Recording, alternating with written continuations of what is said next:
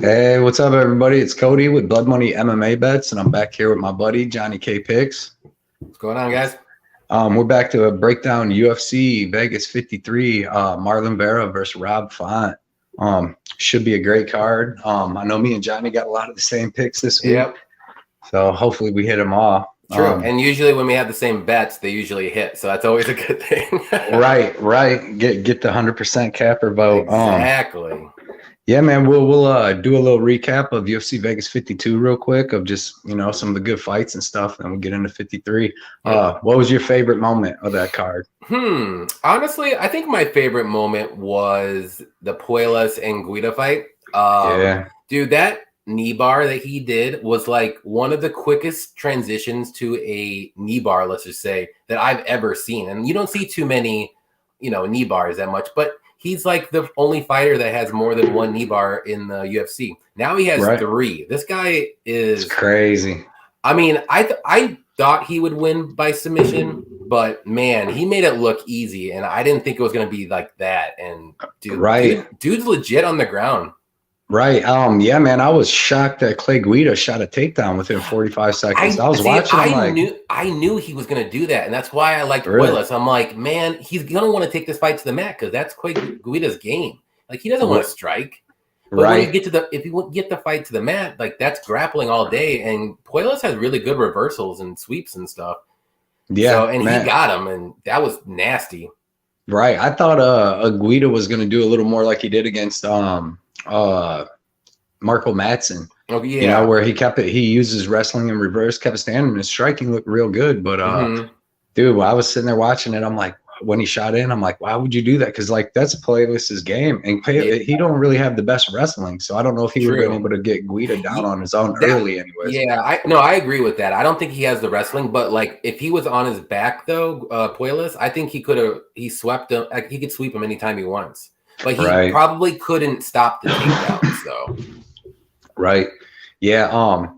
Man, that was wild. That was quicker than I thought. He definitely looked good. And then I just want to note too that Guida had green trunks on. So, with my theory, dude, I forgot about that. I think that night too, there was 3 people. There was 3 fighters that had green trunks on, and they all lost. Really? So I'm just throwing it out there, guys. If you don't know it. If your fighter comes out with green trunks on, like, they're gonna lose. Like, I don't care who they are. You showed me a ton of fights that happened within a couple. I swear cards. It's like a 90% clip they lose. I swear. That's wild. And like the one that I was really mad about recently, I know we're going off topic, was Terrence McKinney's last fight when he lost to Dober. He had green trunks on. I'm like, oh man, no! But he looked so good. I'm like, oh, it's gonna happen. And then he got fucking rocked. I'm like, oh god, I knew it every time, man. Right. We got some people in here. We got the Fashion Cold Wars. What's up, man? What's going on, guys? Joshua Damas, Saba. What's up? Saba? Yep. Broke Bets. Got a bunch of people in here. Mike Martin. Mike, what's up, man? How's it going? Yeah, man. I think we need to talk about Lando Venata. Yep. Wow, dude, I was not expecting that. Like, maybe him getting dropped and getting back up. Like, I would have expected Jourdain to stand back up, but man, he had that one arm guillotine was sick. That was just perfect, man. Yeah, I mean, I heard on like Twitter and everything that everyone was saying like Venata wanted to use his wrestling, take him down, all this and that. But I was like, man, just stand up and bang with him. Like, I think that was gonna be his best bet, but. Man, he got caught and literally got caught with his pants down. So that insult to injury, man. I mean, that was That's mind you, he had green trunks on. That was another one that had green trunks. Yeah, fucking Venata, man. That sucks. I'm betting against Connor when he comes back, man. Yeah, for sure. If you can find on Twitter, like the fighters show like sometimes their fight kits early on. And if they have green trunks on, I would. Don't even bet them or bet the other side no matter what. Don't look at the odds. That's wild. That's wild. All 3 of them lost on the last card. I don't remember it was Dean Barry. Like, I mean, it was by disqualification, but he lost. I just finally watched that. And that was crazy. Like, I mean, it was stupid. He might end up losing anyways, dude. It looked like he was kind of gassing himself out too. Yeah, I didn't catch that fight live. I was like a fight late, and I came back on. I'm like, what happened in that fight? And I'm looking on Twitter, and everyone's like saying what happened, and I'm like, oh god, man. Yeah, like, man. Good thing I didn't touch that fight. I didn't bet it or nothing. Yeah, man. It sucked too. I had a bet or a DraftKings lineup in. I put it in just to have some fun. And I had Romanov in it. So it just ruined it. And I was doing good. Like 90% of everyone's lineup. Yeah. It's like it just came out of nowhere too. And I was like 2-0 going into that with my 2 underdogs had covered. So I had Felipe Lenz and someone else. But damn. Yeah, man. DraftKings is tough like that sometimes. I remember one time was it Jamal Emmers was fighting Chaz Skelly, and he had like back spasms, so he didn't come out. Oh, yeah. And I swear, I barely play DraftKings anymore, but when I do, I always have something like that. You pick those guys at like late cancellations or some shit. Right. Let's see. Yeah, man. This is gonna be a pretty decent card. I think it'll be about as good as the other one, the last one. And then we finally get back to a pay-per-view with some crazy fights. But yeah, that pay-per-view is gonna be great. Yeah. I'll read a couple comments. We got Josh Stradamus, Real News MMA. Gonna have to look out for green shorts. Yep. You don't even bet it. Just check, just watch and see if they win or lose. I swear to God, it's like 90% of the time they lose. Yeah. He said, "Blood never DM me." Another Venata bomb. Yeah, man, that was terrible. He pulled a Munson, man. Barry is also Irish, just makes the trunks. Yeah. Yep, just gotta look out for the Irish fighters, I guess. Yep. Mike said I can't kick him in the nuts. Stealing a lie. Gonna have to call him Captain Jack Sparrow. That's hilarious. Yeah, he said I don't know. Connor had Yeah, that's one good one from back in the day, though. I hope them guys fight again. I think that'd be a good fight to see. I know Diaz said he don't want to, but I think that'd be good for both of them guys, really. Oh, yeah. It'll draw a lot. A lot of people will watch that fight. Yeah, definitely. All right, you want to get into UFC Vegas 53? Yep, I'm ready. All right, I might have these in a little different order as usual, first fight that I have is going to be Jake Collier versus Andre Arlovski. Oh, you're going to go right into the co-main event. Is that what it is now? Holy crap. Yeah, I wrote these down last week, like last Tuesday, so obviously a lot of stuff's changed by now. No, you're good. It don't matter. We'll just mix it up. We'll make it interesting for everybody. Right. You want to start this one off? Yeah. I'm going with the OG. The guy from fighting out of Chicago is Arlovski. Like, he's my Chicago guy, and he's also awesome. I don't care what anyone says, but I just think he's going to be the more technical striker in this matchup. I know he probably only really has like 2 rounds of gas in him, and he likes to take the 3rd round off a little bit and just stay safe. But I honestly think that's a good game plan right here, because I think he can do exactly the same what he's been doing the last like 2 or 3 fights that he's been doing. And I know Collier looked amazing in his last fight. He looked like Ryan Hall out there getting those submissions, but you got to remember, it's Chase Sherman here. Right. Like that guy is a trash can. And I think Vandera could probably submit Chase Sherman. So yeah. Like, let's not forget. I mean, Collier, he's all right for a heavyweight, and and UFC needs heavyweights, but man, he's not that great. Like, I wouldn't say he's a trash can, but I think Arlovski has this one. I got a bet on him. I did Arlovski by decision. If you like Arlovski, that's the way to go. Don't worry about don't waste your money with the money line. He's not going to win by a knockout, or if he does, I'll be shocked. Like, yeah, me too. There's just no way. I don't think he has got a finish since like 2016 or something crazy like that. It's been a long time. Yeah, definitely been a long time. Yeah, but I like Arlovski here, though. Yeah, man, I agree with all that. I mean, Collier, he's got pretty good boxing. He's got pretty good leg kicks, but it's just pretty much like the same thing that Arlovski's been seeing, like in his last like 4 or 5 fights. I mean, he had the Aspinall fight that was tough, but his last 4 or 5 fights have been guys like him. Vandera, he fought Felipe Sherman. Yeah, he fought all them guys and beat them just the same. I mean, what he really does, what I've been seeing, is like he's been cracking these guys. They come in, like Tanner Bozer, all them dudes that are usually really aggressive, throwing a ton of punches in the fights for heavyweights. they come in and get cracked one good time on a counter by Arlovski, and then they slow down and everybody starts fighting his pace. Yeah. And then he ends up, just like winning that little point match, which is good because he used to be like kill or be killed, and now he fights smart. And I just think in this fight, his Achilles heel, has been him slowing down after 2 rounds, but he's been able to hold it together lately. But Jake Collier, he slows down after 4 minutes too. Like he keeps pushing through and all that, but he's not that much of like a KO guy, and I don't see him getting the takedown and getting on top of Arlovski. So no, Arlovski's gonna be too quick too. Like he has really good left and right side movements and stuff. Like he'll do like a 1-2 combo and then just like go left and then start again. Like 1-2 combo, go right, start again. Like he just resets a lot. I really like that about him. And I mean, he could totally do this all day, like with Collier.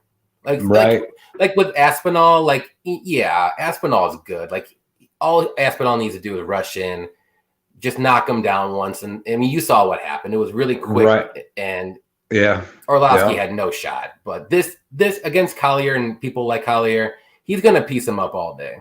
Right. One other thing though, but I'm sure Andre Arlovski always stays in good shape, but he's coming in on short notice. Collier was supposed to fight Justin Tafa. So I don't know. I don't know how short notice. I just remember. I think it's been a while, at least 2 or 3 weeks, I would say. Right. At least. Because I remember this fight for a pretty long time, actually. Like at least 2 or 3 weeks, like I said. It's not like a week's notice or anything like that. So I think it'll be cool. Yeah, I'm sure, and I'm sure he stayed. Arlovski knows he's got to keep fighting because he's getting way up there. Well, and I would always stay ready for if I was him too, because like he's been in the UFC forever. He has so many UFC fights. Like a fight for him is like $200K at this point. Right, he's such like a veteran. Like win or lose, he's coming out with 150, 200K. So I'd stay ready too. Saving some of these cards, man. Saving some of the fights. Filling in for Tafa. So everybody wants. I mean, even though he's been kind of boring the last couple of years, everybody still wants to fight. See him fight. So I got the same bet as you, by the way. I got Arlovski by decision because I just don't see him getting the knockout, and I don't see Collier getting the finish. So I'm hoping to be able to take it. If anything, it would be like a fluky punch in the 3rd round when maybe Arlovski's a little gassed, but I mean, Arlovski's still moving though. He doesn't just stand there and like doesn't have anything left. Like he might not throw a lot of punches in the 3rd round, but he moves and he makes sure like he knows he banked 2 rounds, and like you can tell like, he's surviving out there on purpose and like by strategy. It's not because of his cardio. It's just by strategy. Like like people always think like, he's gassing. Like, no, he's moving. Like he doesn't want to get hit, and he knows he has 2 rounds banked. That's what he does. Right. And and I'm with you. I think that's what's going to happen here. But even if he does start to slow down a little bit, man, I definitely think that he's going to be able to outlast Collier's freaking cardio. Yeah, and that's another thing too. Collier's cardio is not that great, like you said. So I don't see like him being worried in the 3rd round or anything like that. So. Yep. I bet the same thing as you, Andre Arlovski by decision plus 140. I just put a unit on it. Yep. Yeah, that's what I put. I just won. Fashion Cold War said he likes your style, Johnny. Oh, said thanks, speaks Bob. Well, seems prepared. Yeah, clearly I not. appreciate the comments, and I try my best. Right. Victor's in here. So what's up, brother? What's up, Victor? So let's make some money this week. Yeah, the last couple of weeks been tough. I would say the last couple weeks, but I like this card a lot for betting. I think there's a lot of good spots.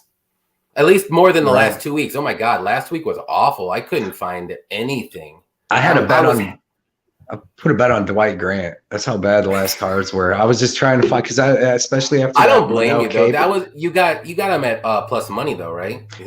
Plus it was even. Okay, that was a good bet. Just 0.9 units, but man, because my Manel Cape fight fell off. Yeah, there was so many fights like I had parlayed and like early on, and I was ready, and then like they fucking exploded, and I'm like, oh God, I don't even want to bet anymore. This freaking card. Right. It was like everything that could go wrong did go wrong. Yeah. Okay. We'll move on. We'll move on to the second fight. Herb Dean talked about the Vandera fight with Arlovski. It was pretty close, but I think he should be able to outpoint and move a little better on Collier. And Collier's a little smaller. Like Bandera was kind of wearing on him, doing more grappling stuff, which I don't think he's going to be doing that here. Well, and I know I've talked bad about Bandera so many times in our live streams, but the one thing that he's actually kind of okay at is he does have cardio for 3 rounds, but he usually gets finished, so he can't even show off his cardio. But against Arlovsky, he could show it off because Arlovsky's not a finisher anymore. Right. Yeah. Josh Radamas, my dude, he said, sorry, boys, Arlovsky is too old. 4 + 3 = 7. He says, is the number of cheeseburgers Collier is going to eat after he did. Dude, he's hilarious. Yeah, man. Yeah, it's not going to be probably the greatest fight ever. It's probably going to be kind of sloppy. But yeah, man. Just a lot of moving around 1-2s and moving left and moving right.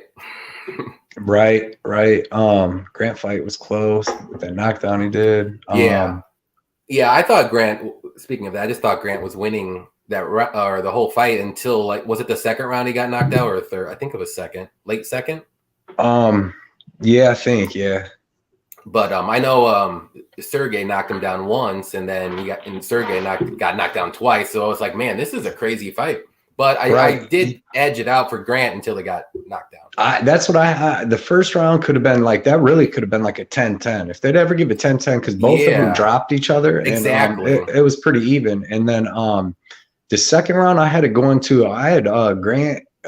winning, doing good, but it just seemed like you could kind of tell he was slowing down because he was constantly being backed up. Like Sergey looked a lot bigger than him for some reason. He did actually. Man, yeah, Tapology's stats are way off sometimes, it seems like, because he just seemed a lot bigger, man. And then did you see Grant's eye? He looked like droopy. So I don't know if he could even maybe see out of it, or I don't know. It looked a little funky.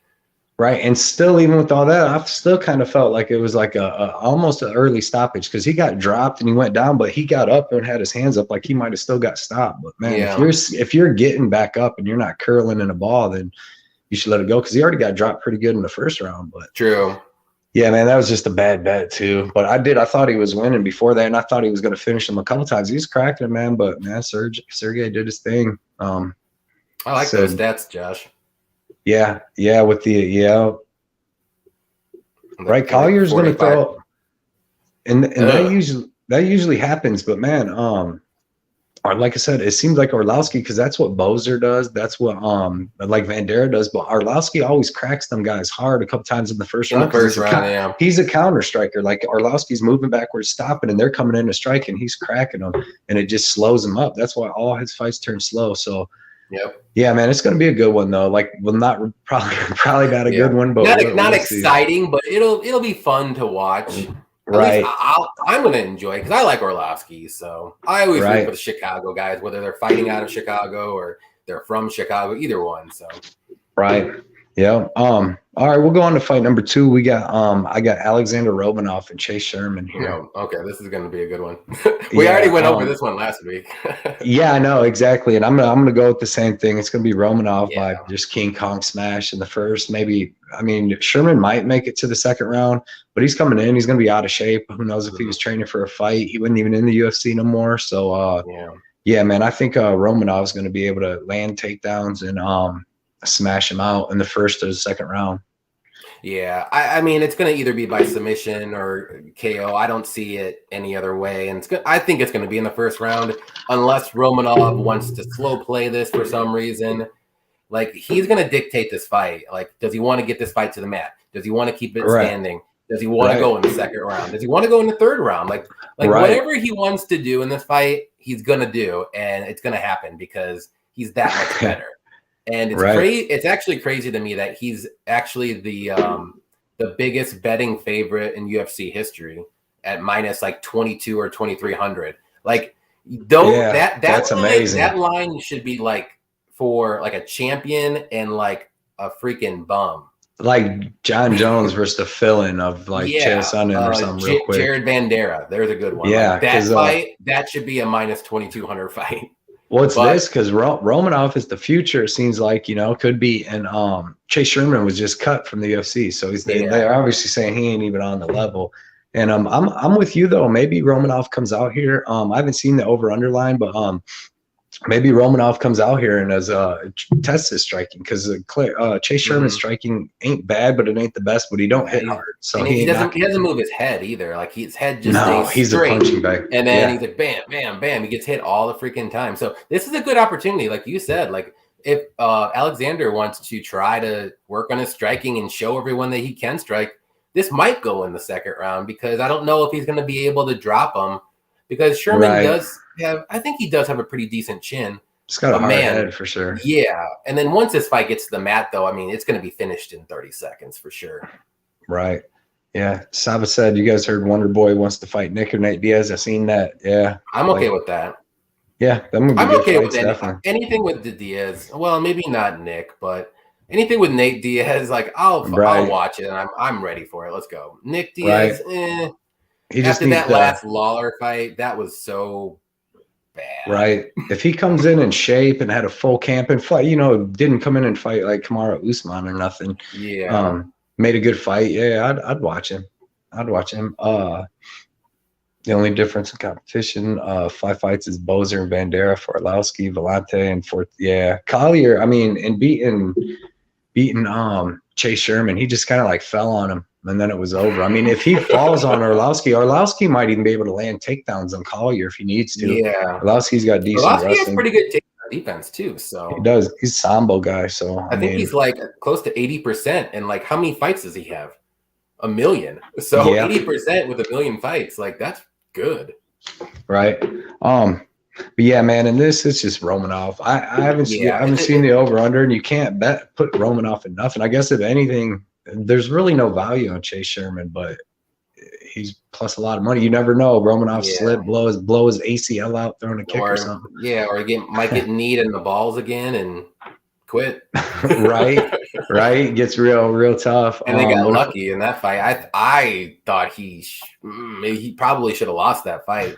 Right. Heard Dean, the gold standard, said, what if Romanov pokes him in the eye and he pulls a Mike Jackson? That can happen. Be rich. It happens. Right. I bet there's rich people, though, that put 230,000 on Romanov as a sure lock just to win like 10 grand. Would it be a free 10, I guess? Pretty much. I mean, it's close enough. Yeah. Yeah, man. We'll go on to fight number 3 then. I have is Andre Fili and Joe Anderson Brito. Okay. You want to start this one? Yeah. Let me get to it real quick. Yeah, I got Fili in this one. I mean, on Twitter, like there's such Brito love here, and I'm just not seeing it. Like, Brito is, I mean, he's solid for one round. He has pretty decent like takedowns and wrestling and stuff, but man, his cardio gasses like so hard after the first round because he goes all out. And I just think Fili is the better striker. I think he's the better, actually, I might even think he's the better grappler and wrestler too, but he definitely has better cardio. And even if Fili can survive the first round, and even if he loses it, I think he's going to win the later rounds here. So, to me, I don't see why people are betting Brito. I mean, I get it. He's plus 200 or so, but I mean, it's either first round or nothing for Brito. And I don't think he finishes Fili. So I got Fili here. I got him in a couple parlays, for parlay legs. I think I want to say he's almost like one of the no-brainer picks of the night, but he's pretty close to being a no-brainer pick of the night for me.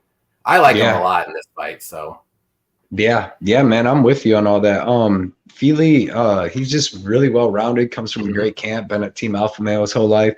Like you said, he has really good wrestling, and he's got good defensive and offensive wrestling. So if Brito comes out and tries to do what he did with Bill Algeo, like he was a little outclassed against Bill Algeo, especially in the cardio department. And I believe Fili's even a little step up above Bill Algeo. So I think so too. If Joe Anderson comes out with his last game plan where he just went for takedown after takedown after takedown, he's gonna gas out, and he ain't gonna be able to he might get him Fili down a couple times, but he'll be able to stay up. But I think he's gonna have to do that because Fili's striking is good, and he strikes with power. And if he starts hurting Brito's gonna have to shoot in and all that. And I just think that Fili's just going to be better, pretty much like you said, everywhere, especially after that first round. I'm expecting Fili to get a third round TKO. Yep, I can see that. Yeah, I put him in. I mean, he could even get it earlier because he does. Feely has really good striking. You seen what he was doing to Daniel Pinedo? Yeah. Last fight, he was tearing him up. Everybody Until the eye really poke. Right. Which I remember, man. I had a Philly bet on that. I was like, son of a bitch, man. Yeah, because he was really tearing him up. It reminds me of. Go ahead. Oh, it just reminded me of when who was it? When I had a big bet with Mason Jones and somebody when Mason Jones fought Alan Patrick, and he was just beating Alan Patrick down. I remember he was in one of my parlays. I think he was like minus 200-300 somewhere around that range. Yeah. And he like ballooned to minus 500. Yeah. And then I'm like, man, I beat the line, and then he has to eye poke. I'm just like, oh, great. Yeah. But yeah, man. I'm with you. I think Feely gets the win. I'm saying a third round TKO, but I didn't have no bets on that or nothing. But I do have Feely in a parlay with somebody later. But yeah, I think he's a lot. We have the same bet on that one too. Yeah, dude. Yeah, man. And just so everyone knows, we don't like tell each other our bets. Like this is just we have the same bet. It's crazy. It's a coincidence. Yeah, because we never. I mean, ever. We all. I mean, we talk all the time. We message and talk all the time, but we don't ever go over our bets. But nope. Yeah, man. But these the first cards, time we do go over our bets is right here, or if we watch one of our shows or something like that. Yeah. Yeah, man. And I don't know. It's it's been. I mean, I think this is like a good betting spot where you can make some money, but a lot of them were like kind of like risky. I got like 5 bets in so far. I actually got like a couple over unders and stuff. I like that. But there's some fights that I really like the dogs in, but I just couldn't bring myself to actually bet them. I got a couple dogs. Well, I got a couple dog bets, but not like I wanted. There was a bunch of them kind of this time. Okay. But yeah, we can move on to the next one. We'll go. It's Jared Gordon versus Grant Dawson. Okay. It's almost. I feel like I almost have these backwards because it's like you're doing like the main card. Yeah, dude. I these must have got switched around, but I mean, as we go. Well, now people are gonna have to join in early because if they want to get to the good fights, they better come early. Don't come late. Right. Freaking tapology. But so yeah, Jared Gordon versus Grant Dawson. This is a good fight, and I was going back and forth on it. At first, I was really looking at Jared Gordon because I kept I kept thinking about the Grant Dawson and Rick Glenn fight. But I mean, that's really the only fight where Dawson's looked that terrible in the third round, and Rick Glenn's pretty good. But because Jared Gordon's kind of like Rick Glenn, where he's got good wrestling, he's got good jiu-jitsu, he's got pretty good striking, and he's got really good cardio. But the thing so I was thinking Jared Gordon as a dog at first, but because he looked good against Joe Selecki too. But like Grant Dawson, after I thought about it, watched more tape, like Grant Dawson definitely be able to get 2 rounds in, I think for sure, of control. Even if he does gas out, he has enough to get two rounds of control, in my opinion, on Jared Gordon. And then Jared Gordon's not really a finisher. So then even if he does gas out a little bit in the third, I don't see him getting finished by Jared Gordon. So I'm going to take Grant Dawson. I think it's going to be a good back and forth fight, though, because Jared Gordon don't really accept any position, down position on his back or nothing. He's constantly working. So I really do think that Jared Gordon will put up a good fight, but Grant Dawson's is going to take it by decision. Yeah. And I have that. I have an over 2.5, a little parlay I put together with 2 overs, but I took the over 2.5 because both these dudes are really good on the ground. Both of them got good wrestling. Neither one of them's like knockout guys. Jared Gordon can be knocked out, but I don't think Grant Dawson is knocking him out. And like I said, it should be a lot of grappling and good grappling, scrambles and stuff, burning clock. So I took the over 2.5. Yeah, I got Dawson here too. I think both fighters are very similar actually, but Dawson is just like a little step up in every little category from Gordon. Like I think his wrestling is just a little bit better. I think his cardio is just a little bit better, even though he did gas out in the Rick Glenn fight. I think that was just kind of like an anomaly. I don't think that's going to happen again, at least that bad. I just think like, for me, it's like, who's going to implement the wrestling game plan first? Like, who's going to shoot for the takedowns? Because I really feel like whoever does that first is going to have the advantage in the first round at least. But as the fight goes on, like I said, I do favor Dawson to eventually take over, or he might even look good in the first round and throughout the whole fight. So I just think he's just a little bit better fighter in every category. And Gordon's tough. Like you said, he's a good, solid fighter. But I just think Dawson's just a touch better in everything. And even submissions. So if it does get on the ground, I like Dawson a lot with the grappling because he does have way better submissions than Gordon, though. But yeah, definitely. Other than that, this is a pretty close fight. But I just like Dawson a lot here. I don't know why. I got him in a couple parlays as well. I think I got him with I can't remember offhand. Someone else. I'll find it out. But yeah, I like Dawson here. I think he's going to win by decision. I don't see a finish, but if someone does finish, it'll be Dawson. Maybe by a late round sub when he's on top or something like that. Right. Yeah, man. I agree with all that. That's why I ended up taking the over because I really do think it'll go over. But man, it had a bad taste in my mouth that last fight with Rick Glenn. Yeah. I was like, man, he had nothing left. He was just surviving, and Glenn had all the cardio in the world. And you're like, what is going on? Oh, if he had, 10 more seconds, he was out, dude. He was out. So yeah, didn't he have him in a submission? Yeah, he had him in, and he was on the ground. Yeah, it was locked for in. 10 seconds after the fight, and then Glenn's like, he has to get up on his own, something like that. Okay, exactly. I remember that. Yeah, that was nuts. Yeah. So yeah, man, that was crazy. And it's like, man, I got to see him doing something else before that. We got some more people in here. We got Broke Bets. Want to say what's up to him. What's up, Range? Nick Alexander. Range is here from Capper Comparisons, my boy. Like I said, Nick Alexander, what's up? Yeah, man, everybody, let's see, Nick, Fashion. Ranch said that Dawson switched camps from Glory to ATT, and I think it's his. Yeah, it's probably because of his performance with Ricky Glenn. I'm sure that ATT will get him in the best shape, that he can be in. That's a good tip, Ranch. Let's see, I maybe didn't approve of Krause. Is that what happened? Wow, I didn't know that. And because Mazzani's married to Tim Elliott, right? So, man, that sucks. He said that he needed better training partners. Oh, okay. I think a lot of guys from Glory that are in there, they're just like cardio machines. Like they just have cardio for days. Like they don't really have a lot of elite strikers or wrestlers, but they're just solid fighters that have really good cardio and they're tough. But that's about it. He's James Krause definitely helps him with that because Tim Elliott, that was his thing. He gassed out in all of his fights, and he looked good against. He's getting better. Good. He's kind of getting pounded out, but Thiago Moises, great training partner for sure. He's really like my canvas paintings in the background. Thanks, man. Thanks, Saba. Yeah. I love them. It sucks they look little, but they're actually all real big. Not all of them, but there's some real big ones, but they look like they're little. But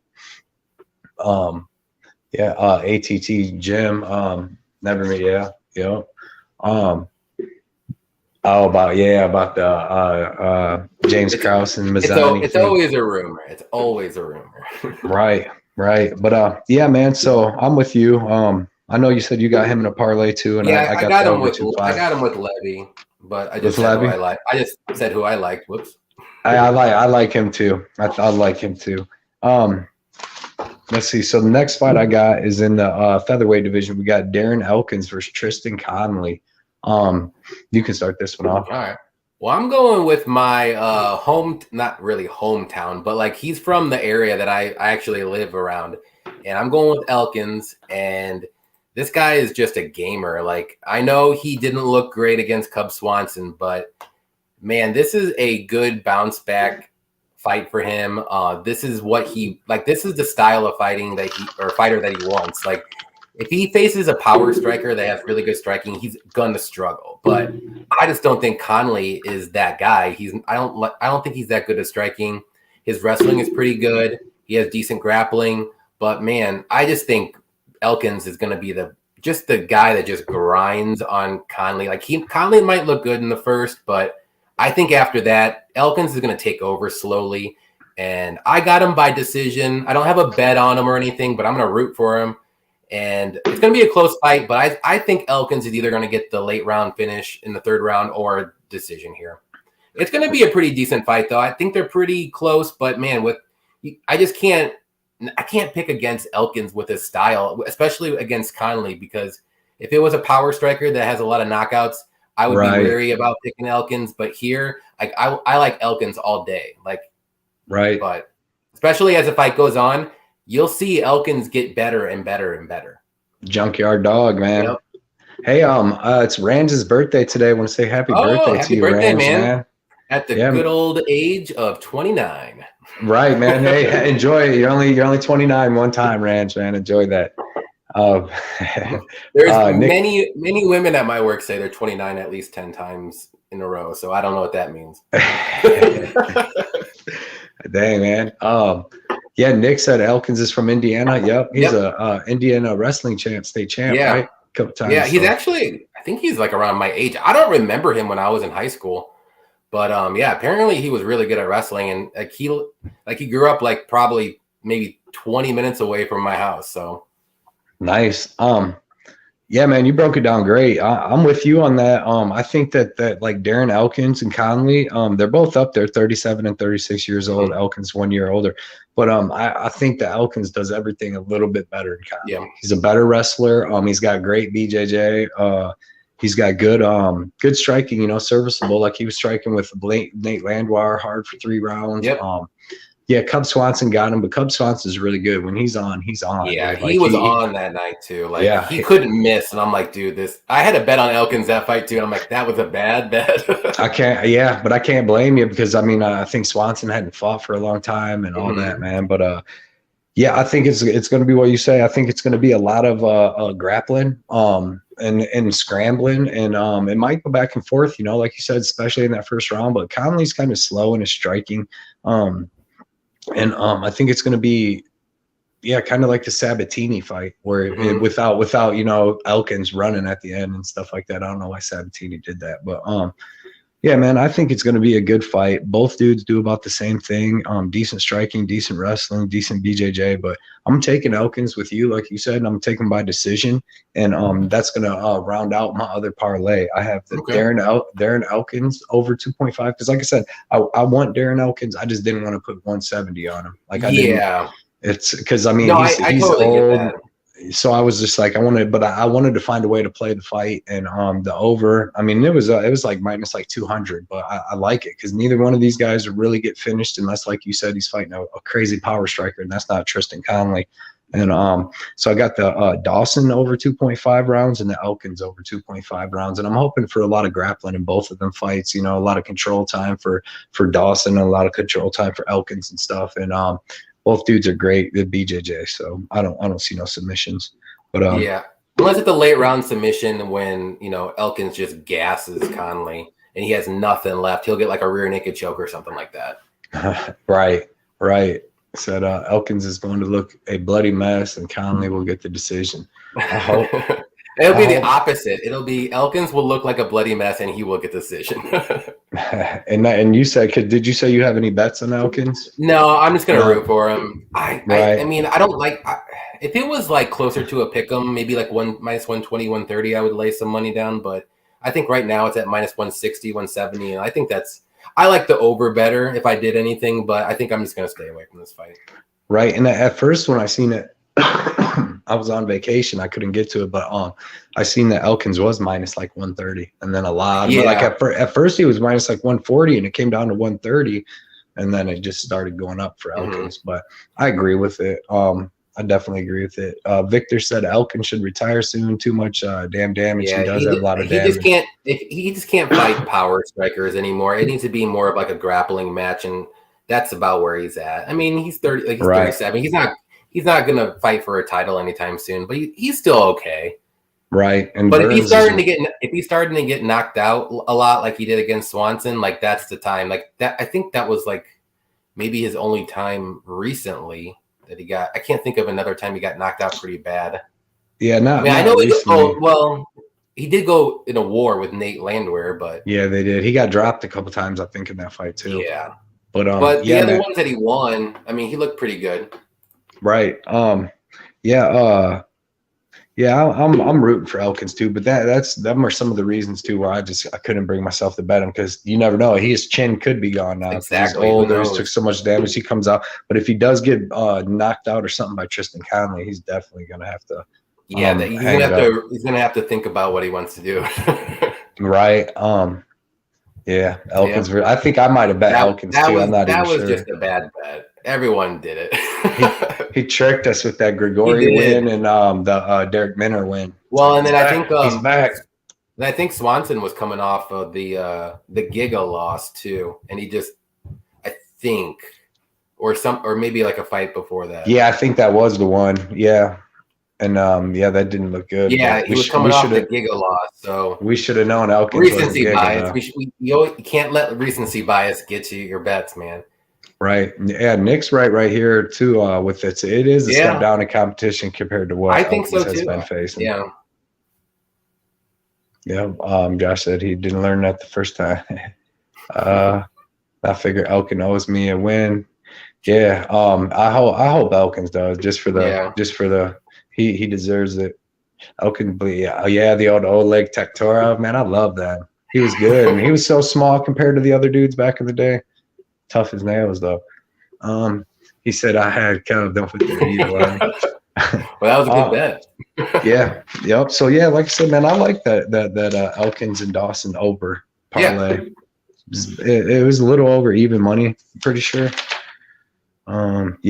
I had 1.15 units to win 1.35. Hopefully that'll hit, and that'd be a good way to watch that fight. Yeah, for sure. We'll go to the next one. It is Tessuro Tehari versus Carlos Candelari. I think you start this one. I can't remember. Yeah, I can start this one. Let me get to it real quick. I can never remember. But yeah, I like Tehari, if that's how you say it, or Tessuro. I was watching some of his fights, man. He makes it look pretty easy out there. I mean, I know he's not fighting the greatest competition, but man, he has really slick submissions. He has pretty decent striking as well. He's really quick on his feet, and he's really quick when he goes for grappling exchanges too. And he has good takedown offense, I should say. So he has good accuracy with that. And with Candelario, technically he is making his UFC debut. He's a little bit older. He has good boxing, but man, his takedown defense is so bad. It's like 47% or something like that. And I just think that's going to be his downfall in this fight. If it keeps the fight standing, he can make it competitive here, but I just think Tessuro is going to go in for those takedowns early. And if he gets that one takedown, I think he's going to be able to wrap up a submission. But that's what I got here. I think Tessuro is going to get a submission probably pretty early. All of his fights that he's finished has been in the first or early second round, I believe.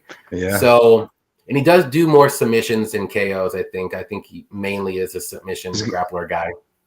Yeah, he'll get a lot of submissions and ground and pound. Usually I watched the one fight, though. So you got, I'll let you finish. Oh, okay. Yeah, I got Tessuro. I got him in a parlay with the one that you have with Philly. Is that it? Philly, yep. So that's the other leg for that parlay. I like him a lot, and he started at like minus 280 or so, and I think it got up to 300, and then it just dropped to like minus 230, and I have no idea why, all this Candelario love is coming in, because maybe it's because he's young and he's making his UFC debut, but Candelari is making his UFC debut as well, and he hasn't fought any good guys either. So this is kind of like, if you're going to go by that alone, it's a 50-50 fight. You got to look at who has the better skills, and I think Tessuro does. And I know he's young, he's 22, and he's super quick, especially with the grappling. That's where the edge is, and that's probably what's going to happen. So, yeah. Because Carlos Candelario, he's good. He's a boxer, comes from a boxing background. So, he's got really good hands. He's got a really fast, straight left. All his punches actually come like a boxing style instead of like an MMA style. They're real tight and real straight. But his takedown defense is terrible. And you can tell he came from a wrestling background, or a boxing background. He's got, I think he's a purple belt or brown belt or something in jiu-jitsu. So I've seen him get a couple reversals and stuff, but he was fighting the lower level guys, man. I just really, I really think that this Tessuro dude is good. I watched like 4 of his fights, and his striking's good. I've seen drop dudes and go from drop with throwing them straight 1-2s to, and he's real patient. Like you said, it looks like he's not even really trying. Yeah, he's he just makes real it look calm. easy. Yeah, and he's 18-0 if you go back to his amateurs too. So 10-0 as a pro, 8-0 as an amateur. So this guy knows how to win. Slick everywhere. Looks really well rounded for a 22-year-old too. Excuse me. He looks like one of the best guys come out of Japan in a long time. Really. He's got really good wrestling. He's got good double leg and body lock takedowns. Great gas tank, and finished 8 of his 10 pro wins. So I think Candelari is going to have a little success on the feet at times, but I think that Tessuro will be able to get him down, get a lot of control time, and possibly even get that submission. So, if anything, though, I like Tessuro by decision, and like you said, I got him and Feely in a parlay with 1.8 units to win 1.65. And I like that bet a lot. I was going back and forth on because it was going to be Feely for sure, but then it was either Tara or Levy. I was going back and forth, and just after watching all that tape, man, I think Tessuro's good. He's both of them's good too. Levy though too. True. I had like 4 fighters in mind that I really, really liked, and I had to figure out the combination of who I wanted to do the 2 fighter parlays with, because I don't like to do more than like 2 or 3 fighters at most. So I was like, man, I like 4 fighters, so I'm like, I gotta do 2 fighter ones. I don't like to do more than 3 unless I'm just like, throwing it out there and going for a Hail Mary. But it's going to be do you think when do you think he'll get a submission? You said you think he'll get the sub? I think if he gets this down early, I think he's going to get a submission real quick in the first round, because if you look back at all of his wins, like most of them in the first round have been by submission, and the ground and pounds, I think, if he does get any ground and pound knockouts, I think those are later in the like second round. I see. Okay, there is some first round ground and pounds, but all of his submissions are in the first round. So I just think like if he can get this down early, work his grappling, I think he's really quick on it, like when he's on the mat. So he can work a submission real quick, and I don't think Candelari is going to have anything to. He's not going to be able to do anything. Let's put it that way. Right. Just in the boxing. That's where his advantage is. But I mean, Tessuro has pretty good striking too. Like, it's pretty slick striking. I mean, I'm not saying it's like the best in the world, but he can hold his own on the feet, I think. Right. Yeah, man. I think that could definitely be the best guy out of Japan in a long time. So especially as a lower weight guy. So I'm gonna take him. I don't know if he'll get the finish. I got him by decision, but hopefully he is good, man. I'd like to see somebody. Yeah, I'm interested to see this fight. I think it's the first fight of the night too, so I want to see how he does, and like for the UFC, like I just watched the tape that that you can find, and I mean he looks good. So I'm trying to plug him up. I'll take Tehari too. Yep. Next fight I got is in the men's welterweight division. Johan Lennes versus Gabe Green, and I'll start this one off. Go ahead. Johan, I watched his fights, man. This guy's got like good power. He kind of wings his punches and stuff and throws kind of wild, but he got good power in it. It almost seems like he knows, like he's got a like good technique, but it's just kind of weird. It's kind of he just throws a lot of power. He's got good knees. I like he throws a good combo where he's throwing a punch, like 3 punches, and he'll go right into the tie clinch and throw knees to the body, knees to the face.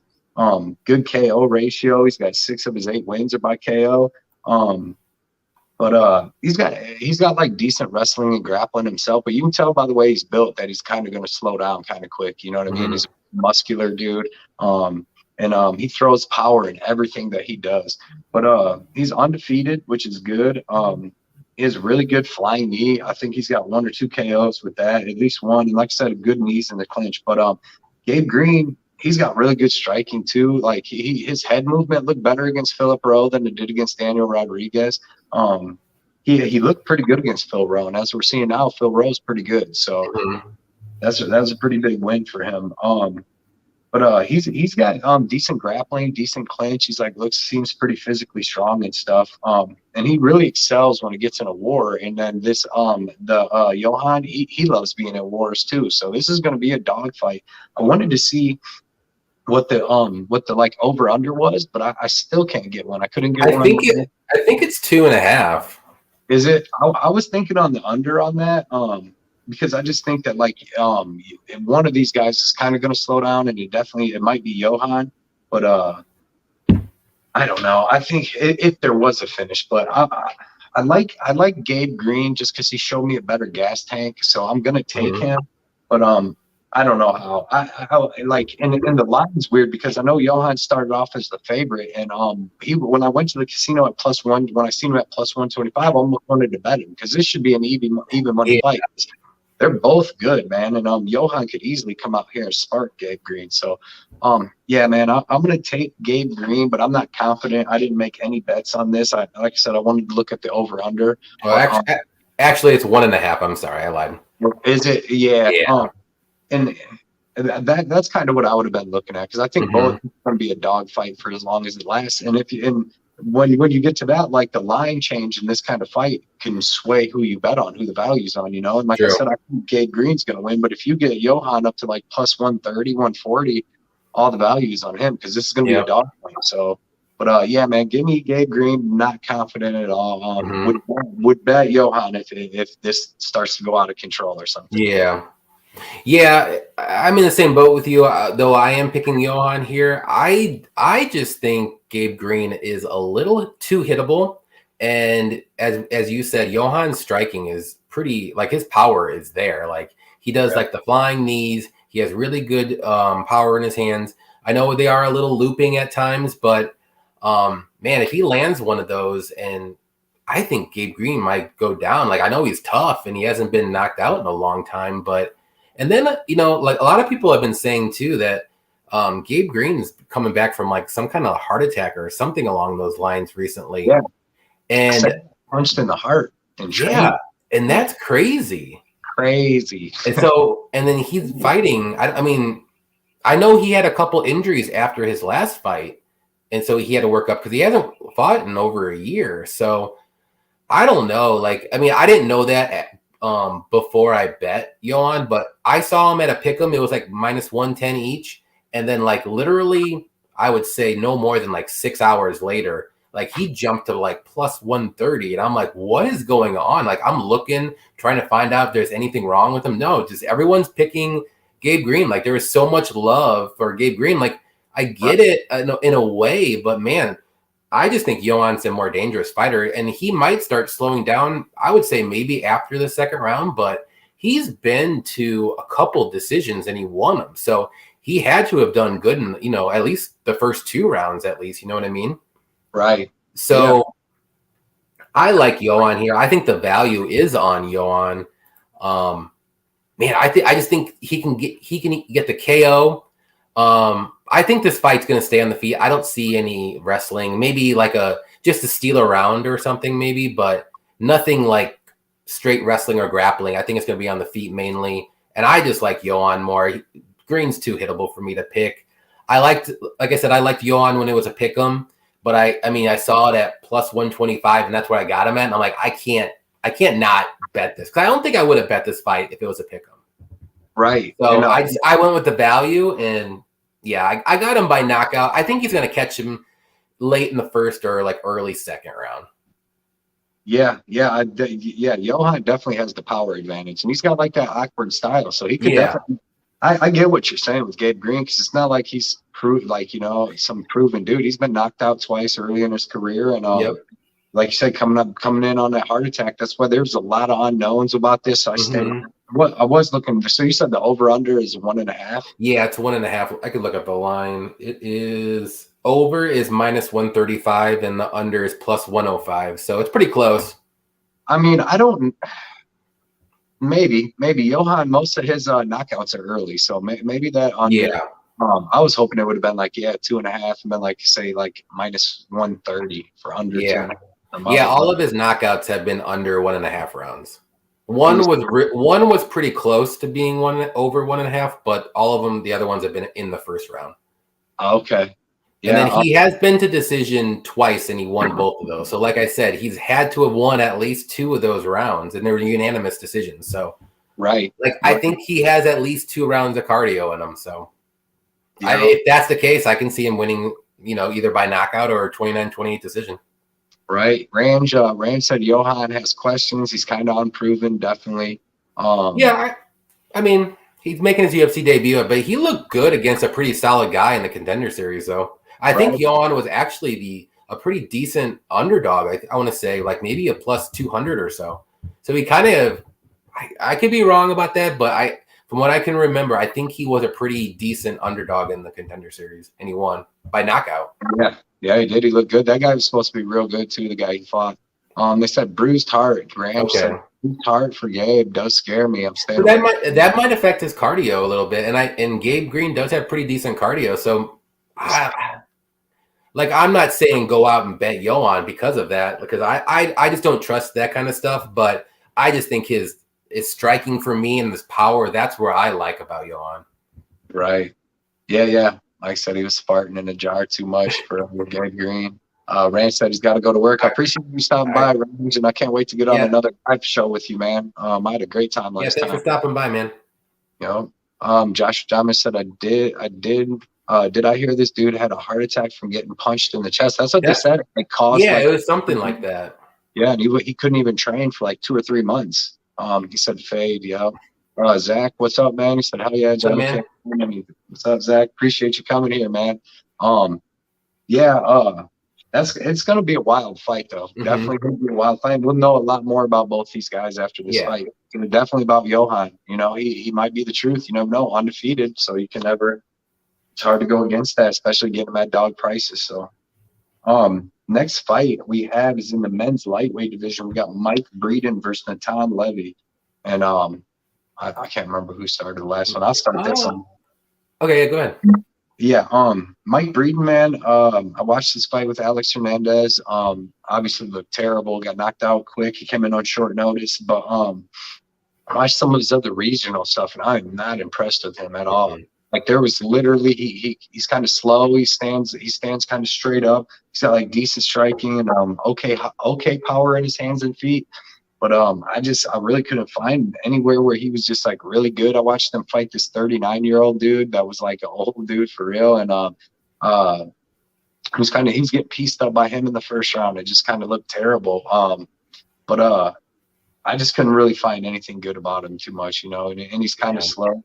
Tom Levy, he's pretty good, man. Striking, he's got pretty fast hands where he throw a lot of combos. Really powerful leg and body kicks, and he throws a ton of them.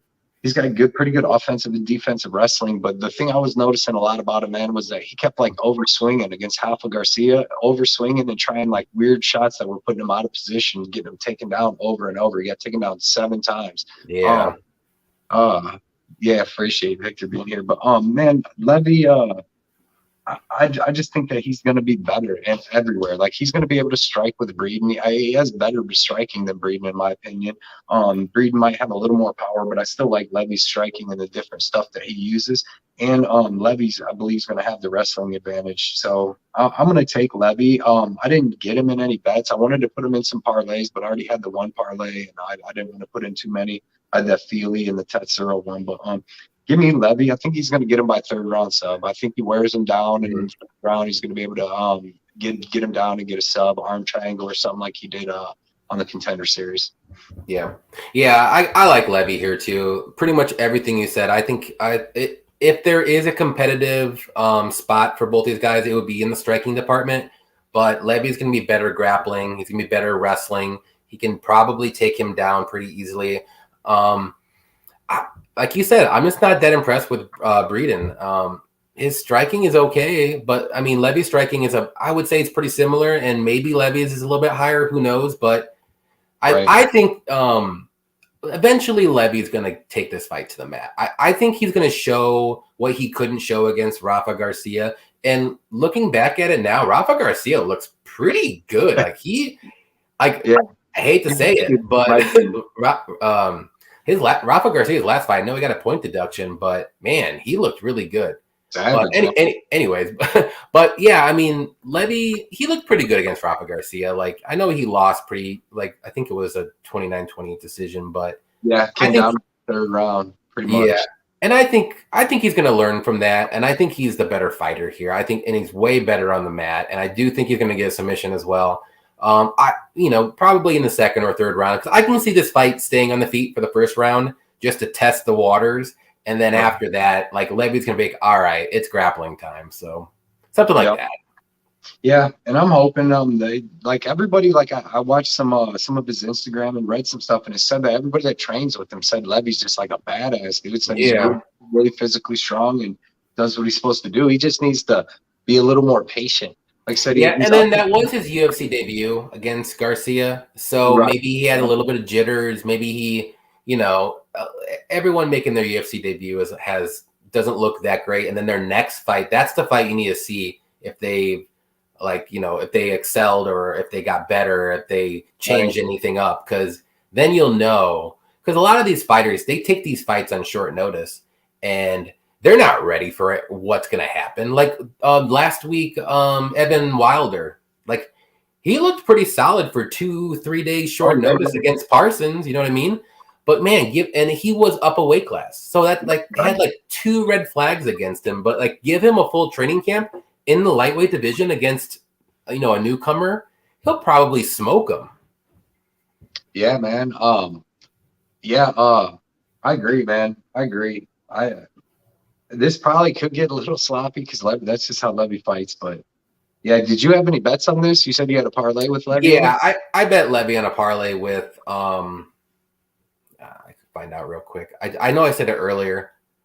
Dawson and Levy parlay. Yeah, that's a good one, and that probably had pretty good paid too, didn't it? Yeah, it's like plus 149, 150. Nice. Yeah, man.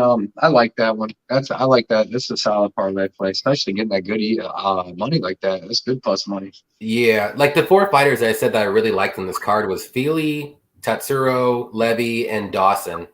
So those are my 4 like parlay pieces, like, because they're all in like the 200 range except Dawson. He's like in the 150 range. But you just had to mix and match with them and just get it to plus money or 150 or something like that. That's why I like to go. I like to try to get it to at least plus money. If I can get it to 150, that's like the sweet spot for me is 150. That's good odds. I like that. Yeah. Man, yeah, dude, I definitely did. I swear I wrote these the way that Dog or Topology had them, but dude, I literally went to terrible. I didn't know. Okay, so we got Francisco Figuereto, Nina Mazzani versus Shayna Young, and then we get to the good ones. But all right, yeah, we'll go to fight number 9 right now. It's Daniel de Silva versus Francisco Figueredo. Who do you? I'll let you start this one off. This is I didn't even want to pick a fighter for this fight because I think both. Man, I'm just not impressed with both these guys. I'll be honest. I ended up going with Figuereto, and the main reason why is because of his wrestling. And I know he doesn't have the greatest cardio either. Like, he kind of fades in later rounds, but man, if he can get the cardio going, or not the cardio, I'm sorry, the wrestling going in the first couple of rounds, I think he can win this one by decision. But if he wants to keep this fight standing, I like De Silva. But man, I just had to pick a prediction.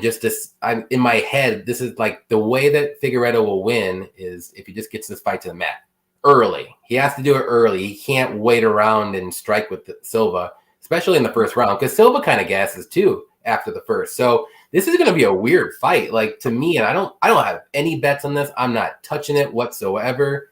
So yeah. I picked Figueredo. Sorry, Saba. I'm going for it. This is dog shit. I'm going for it. Yeah, he's gonna channel his inner Davison Figueredo, and he's gonna win this fight. It's funny, because man, I'm actually with you. I thought you were going to bed, Saba. No, I'm joking. No, man. I mean, I'm not gonna bet this by any means, but De Silva, granted, he fought Molina last time. Molina's super tough. he just seemed like he went in, tried the takedown, didn't get it, and then took the back and was able to take Molina down and worked his game, tried to get some submissions for about 3 minutes, and then got reversed. And it just looked like he kind of like, he got beat up a little bit, and his energy was gone as far as just looked like he was deflated after 3 minutes. If he comes out strong, because Figuereto has decent wrestling, he has good BJJ, he has decent striking, and I feel like if he comes out and goes real hard like he did and gasses himself out against Molina, that Figueredo will be able to take over with just little crappy strikes and stuff. Yeah. And maybe even be able to get his top control and stuff. Because he looked all right against Malcolm Gordon in times. I know he lost, but he had him hurt with knees to the body a couple times in the second round. And, yeah, man, I'm going to take Figueredo just because I think De Silva's going to gas out again. That just seems like his style. If he don't get the finish, gas out. So I'm going to take Figueredo to survive that rough first round. It's probably going to be a little wild. And then to be able to come back and get the win, like a crappy decision, maybe even get the finish. Because like I said, it almost seemed like De Silva would quit. So I mean, he did get cracked by Molina, but you could tell he was a whole different fighter even by the time he got dropped. But man, I couldn't bet this fight at all. I wouldn't touch this fight for anything. This is a low level fight. Yeah. I mean, whoever wins, like, good for them. And we had to pick somebody. You know what I mean? I don't want to pick anybody in this fight. Like, I want to skip over this one.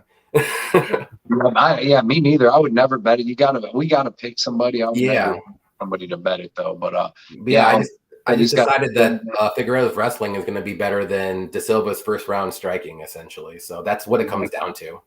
Yeah, Josh Radames said the stats say the Lester Figueredo is going to win, and man, his stats are good. His stats really do work out a lot. I was skeptical first, but I've seen it over months and months and months work. But I mean, he's not flashy. He's no Davison Figueredo by any means. Don't get me wrong, but man, this is just such a weird low level fight. Low, definitely. He said, "All right, brother, I'm going to sleep like Figueredo Saturday night." Hey, maybe maybe in the first round. Good one, dude. Yeah. Solid, no stuff. So yeah, I got Figueredo too, but like I said, I'm not that. Don't touch this fight. I mean, if you want to, go for it, but I would never touch this fight. Yeah, I don't even feel real safe with that over under or nothing. No, I wouldn't even, because Silva can knock him out in the first round, or Figueredo can sub him in the second round. Like, who knows? Right. Silva's back. He's back. He's not going anywhere. Yes, he's back. All right. So the next fight, I get fight number 10 is Gina Mazzani versus Shana Young. You want to start this one off? This is another one that I didn't really want to pick either. But you know what? As the week went on, I felt more comfortable with my pick, and I am picking Mazzani to win this one. As bad as it sounds, and as low level as it sounds as well, Mazzani is better low-level fighter here. I think she has the better wrestling. I think she has power in her hands that she can get a knockout in the first round. I think her striking is a little bit better, technical striking. I am a little worried about Mazzani's gas tank maybe in the third round, but I mean, there's just nothing good that I see from Shana Young. I mean, not enough to win like a finish or anything. So I mean, this is a quick prediction, but I'm going to say Mazzani wins. It's going to be by decision. If she can get her wrestling going, I mean, that's going to be the easiest way to victory for her. So that's what I got. I got Mazzani. That's about it. Right. Nick was asking where he gets the stats from Josh Radames. So if you want to let him know, Josh, I know I get to see him a lot of times on Lay from UFC Gambling Addicts on his Discord. We're always on there. Yeah, he's 100% finish rate for De Silva, but he fights like a young man with nothing held back. Yeah. So he just goes all out, and if he doesn't get it, he's done. For me, okay, on this Mazzani, Shana Crazy hope. I'm picking Shana Young, man. Okay. I think I didn't bet it or nothing, but I don't. No, I'm not. No. Should be minus 180 over anybody kind of. She has terrible gas tank, and she's got terrible heart, and that's two things like you can't put a plus money on that, because she comes out and like her only win in like the last 6 years in the UFC is Rachel Ostovich, and she's 4-6. You know what I mean? Yeah, she is not good. No, Mazzani's got like pretty good wrestling, like decent wrestling, pretty good BJJ and top control, but she's not. It's not like she's submitting anybody. I mean, she beat Rostovich and she went to decision with her. She has okay striking, but she has no heart, no cardio. Shanna Young, if you watch her fight Macy Chason, she looked real good in her striking and stuff. For that first round, she came in on short notice. Her takedown defense looked good, but by the middle of the second, a little bit into the second, Macy was starting to take over because she's huge. But she was hitting Macy Chason with some real quick left head kicks and stuff. Had her hurt for a little bit.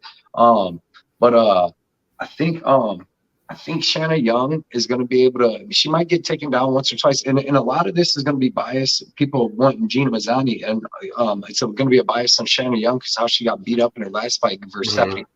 But I think we're finding out that Stephanie Eggert's a beast, man. She looked good in her last fight. Great judo. She lasted longer with Eggert than Jessica Rose Clark did. So I think Shanna Young is going to be able to. Her takedown defense looked great against Macy Chason on short notice for that first round, and I think that's all she's going to need here. She's got better striking than Mazzani for sure, and Mazzani's only path to victory, because like I said, she ain't submitting nobody or nothing. She's got like decent wrestling, decent BJJ, but she's not submitting anybody. No. So she's going to have to really hold Shanna Young down for 3 rounds. And if she cannot hold Shanna Young down for 3 rounds and she comes out in the 3rd round even, or it gets to the end of the 2nd and she's looking like she was against Priscilla Cachoeira, I mean, dude, she was done. She just went up against Kate and just like quit. And she'll do that here too. Like, I don't see how anybody can have any money on her, because she will do that. And like, to me, I really think she's first round or bust in this fight. So I'm not betting it. I kind of wish I would have. Like I said, I can't make it back up to the casino because I have COVID. But I would definitely go with Shanna Young at plus 150. I think all the values on her. I don't think Gina Mazzani should be a minus 180 to anybody, to be honest. Yeah, it's not the greatest. Shannon was the lock of the night, Victor said. Yeah, man. But I'm not. I didn't bet her or nothing. But like I said, man, if you do bet Gina and you see her come out in that 3rd round and attempt a slide, like look like Grant Dawson times 10 in his 3rd round, where she attempts a sloppy takedown, she don't get it, and she can barely stand up. And when she does, she quits. I've seen her do that. I can't never back anybody that does that. Yeah. But yeah, man. Give me Shanna Young by 3rd round finish. I wonder what that prop is, what that would pay out. Well, probably pretty decent. So you guys, yeah, especially for 3rd round. Thanks, Saba. Yeah, eventually we'll get a Discord or something. Yeah. Do something. I don't know how to do any of that stuff at all. We'll figure it out. We didn't know how to do live streams recently, so I feel like we're getting better and better, man. And I have a great time, dude, with everybody. Everybody that always comes and always comes and makes it a great time, man. Yeah, we switch off we try to switch off every week from our channel, so that way we can both get some different audiences and stuff. Right. Yeah. Even though most of the people that come to both are the same people, which we're totally cool with. Yeah. They make it interesting. Yeah. Fashion Cold War said he don't value wager based on quality of matchup or overall skill. Often find that if you can find tape of either, can find tape of either, the lower skill level fights can be profitable. They can if you one that's a little more skilled, for sure. You said I liked high skilled ones myself. I can see it go both ways. It's just the ones that are like, man, they're just so close, and you like, it doesn't matter what the lines say. It just like, you just see that like, they're both very similar fighters. Like a good example would be the Gordon and Dawson fight this week. I think both those guys are very similar, but I just had like Dawson just being a little bit better in every category. And a little bit better. Yeah. And then that's why I like Dawson. But man, like, it's like those fights are like the hardest fights for me to pick. Like, you have 2 really good strikers. Like I don't know who to pick. You know, like there's no clear cut edge here.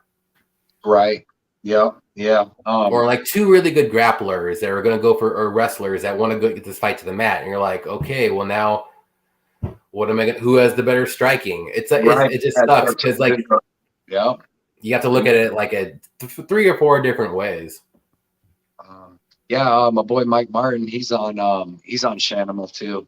And that plus money, dude, I'm telling you, when Gina Mazzani starts to fade, anybody that has money on her is gonna be like, oh It shit. could be a good live bet opportunity after the second round. If you see Mazzani starting to fade and Young is at plus money still, I mean, just hammer it. Yeah, true. Might that. have a chance.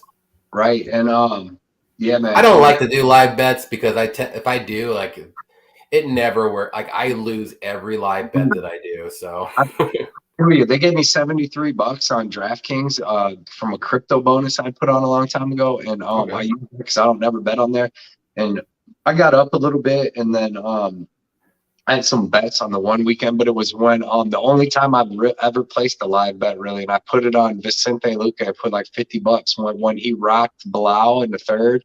I'm like, all right. So I just threw it on there, and of course, like you said, that's why I don't mess around online. That's why I just put all my bets into the casino because I'd be doing that just to have fun and true. Can't lose nothing like that. Yeah, I mean, if I do a bet like during the fights, I mean, it's nothing crazy. It might just be like, oh, I lost this parlay early, so I'm going to use that the leg that hasn't come up yet with another leg, and maybe I can get my money back or something like that. That's what I would do. Excuse me. Still just a little sick. Let's see. My stuff didn't tingle at the Andrade. Yeah. This is going to be a way better fight. This is a really good main event compared to last week. Yeah. I mean, it could have been good with Andrade, but yeah, there was. I mean, the fights that happened. I think the 3 submissions that we talked about, all three of those fights, I thought were going to be really good, and they just ended real quick with submissions. So, I mean, it was a lackluster card in the beginning on paper, and I mean, there were some cool moments. Don't get me wrong, but man, it was tough to watch like the whole time. Lemos, man, in that fight, like she was looking sharp as hell, dude. I was like, holy shit, he was them hard leg kicks, dude. Landed a couple good punches, even right before she went in and got the standing arm triangle. She was beating up a little bit. But yeah, they got the Derek Lewis, Sergey Pavlovich. I seen they announced that. That's gonna be a crazy fight. I have to go with Pavlik, but I don't think he'll finish him. Maybe, but I don't know. Maybe, but I think there's got to be a finish in that fight. There's got to be a finish, right? Dudes that fight long like that against Lewis with real good striking usually are able to just pick him apart. Like Cyril Gane and True. But I hope not. But Pavlovich goes for the knockouts, man. Like if he sees that he caught you, like he goes guns blazing. He'll get you. Like he'll finish you. Like he doesn't just stick around and like piece you up for 3 rounds. Like he's no Gane. He's a power puncher that's going to knock you out in the first round. That's what he wants to do. Right. Yeah. And then Lewis is so patient. Like he'll take a couple shots here and there, but man, he'll wait for that one perfect strike. I mean, if you saw the Curtis Blades fight, the one strike that he threw, I think the whole freaking fight, he knocked him out. Right. I know because he was getting pieced up. All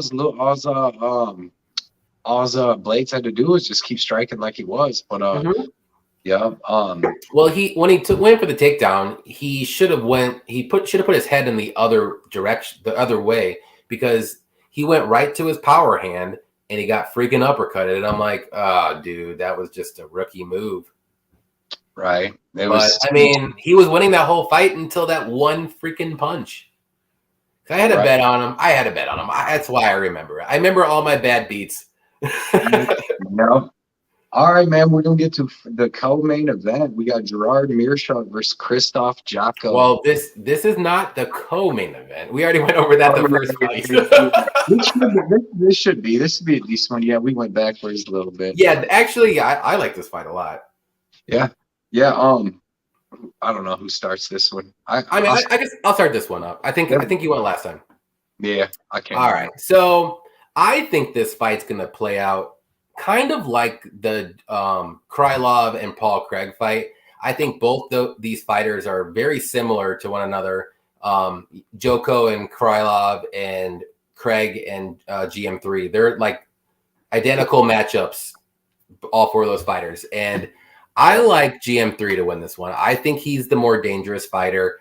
I don't see Joko knocking him out or having the power to do, or even submitting him. He does have better striking than GM3, but man, I think Mirshall's going to be able to eventually get him up against the cage. He might not be able to take him down right away, but I think as the fight goes on, he's going to wear him down a bit. And if I remember correctly, with Joko's last fight, who did he fight? I can't think of it. Serkinov, yeah. Serkinov was able to get him down a while, and then Serkinov doesn't have any gas. So, man, Mirshall's going to be more relentless. He's going to stay at it. I think he's going to eventually get that takedown, and I think he's going to work his grappling. He's going to eventually get a submission, I think, and I haven't bet it yet. I really want to. I don't know what's holding me back, but I can see like a third round, like rear naked choke, just grinding on Joko, just with the pushing him up against the cage, working for that takedown. And if it ends up being a striking match, I mean, Joko might end up winning by decision. And that's like the two outcomes that I see. And I said it in the Craig Krylov fight. I think Krylov was going to win by decision, or Craig was going to win by submission. But I'm going to go with the more dangerous fighter, and I like Mirshall here to get the submission. Yeah, I can't blame you on it. I'm going with Jocko. I'm going to take Jocko by decision. Just for the fact he's got really good takedown defense. So he does. He has a really good get up game too. And Mirshall really doesn't have good wrestling at all. Like he's more like, a lot of his submissions are either even other people taking him to the ground, or he's got like a couple little clubbing subs and stuff. But I think it's going to be a really good fight. And if it does finish, it's definitely Mirshall, like you said. And he could wear on him, because I think by the end, Misha Serkinov might even have won like the third round in that fight. He was getting him down a couple times. I want to say it was, I can look it up real quick, but right. And but Jocko, man, he's got a really good fight IQ. He's got that really good takedown defense. And I think this is going to be kind of where they're like, there's a lot of grappling up against the cage, a lot of boring kickboxing like Jocko likes to do. He throws so many feints, and then he throws like 40 punches in a fight and gets the victory on point fighting. But he's got decent wrestling and stuff himself. And I just think that he's going to be able to stop the takedowns and keep this in a boring kickboxing match, kind of, and get a boring decision. Or I didn't want to bet that. I kind of liked Jocko too, but I couldn't bet against Mirshall like that, because like he does crazy stuff. So I took the over 2.5 rounds. I got it at -115. I put 1.4 units to win 1.2, and I just think that because like Jocko don't ever finish anybody, and I know Mirshall does a lot of finishing and stuff, but they usually put him in fights with people that are a lot more entertaining, where he goes back and forth, because like Mirshall can't really be in a boring fight, but Jocko definitely can every time, no matter what. And he survived the striking of Sean Strickland. He's been in there with like Talis Latest and stuff. Good dude. I think he's only been submitted one time in 28 fights, and that was pre-UFC. He just like got caught in a guillotine, but he's been in there with good submission dudes, even Misha Serkinov, all that. And they weren't able to submit him. So I don't really know if Mirshall's I don't know if he's even gonna be able to get it to the ground. But give me Jocko by decision. But wouldn't be surprised if Mirshall pulls off, you know what I mean, his stuff. That's why I couldn't bet on that. But the over 2.5 rounds, because usually even when Mirshall does get his finish, it's late in the third. You know what I mean? Like exactly. This and a lot. He doesn't ever get first round submissions. Most of his submissions have come in the second or third round. I mean, he has a couple first round submissions, but the majority is like second round and later. Yeah, Bartosz Wyszynski, that was one. The Clay Guida. And I remember that one. I picked Fabinski for that one. Did you? I had Mirshall. I remember Fabinski fought Andre Muniz, and like Fabinski, all he does is wrestle, no stand up, just wrestle, control. And like Muniz and Mirshall, dude, that's where they want to be. They're tapping them dudes out, especially a stray wrestler like that. But yeah, man. I see. So did you bet Mirshall at all? Not yet. I really want to find the right bet, and I think the right bet, and I'm going back and forth actually. I really like the submission prop actually. I think it's at plus 300 or so. That's nice. But another one I'm thinking about doing, and I haven't really been doing a lot of these bets, is doing like the money line finish only bets. Do you know what those are? What is it now? It's called like money line finish only bets. So it has to be a finish to get your money. On either side. So it's either you're betting on Mirshall to get a finish or Joko to get a finish. If it doesn't happen by finish, if it goes to decision or whatever, then you get your money back. So it's kind of like you don't get as good odds as like the plus 300 by submission, but you're kind of getting like what do you want to call it, like a safety net, if you want to say, if it does go to decision. And like I'm looking at the Mirshall finish only bet, and that is plus 110 right now. And I'm like, man, he's only going to win. Like, that's a good bet, because if it does go to decision, no matter who wins, I get my money back. And if there is a finish, it's GM3. Like, Joko's not going to finish him. Right. Yeah. So I think it's kind of like it's like a no-brainer bet almost. It's like a free roll bet. And at plus money, it's crazy. Right. Yeah, man. So that's what I'm going back and forth with, and I'm kind of thinking about trying it out this week just to see what happens. But I think if you wanted to try that out with the money line finish only bet with GM3, I think that's a good spot to do. Or the submission prop, because I want to do that too, because it's plus 300, and 300 and plus 110.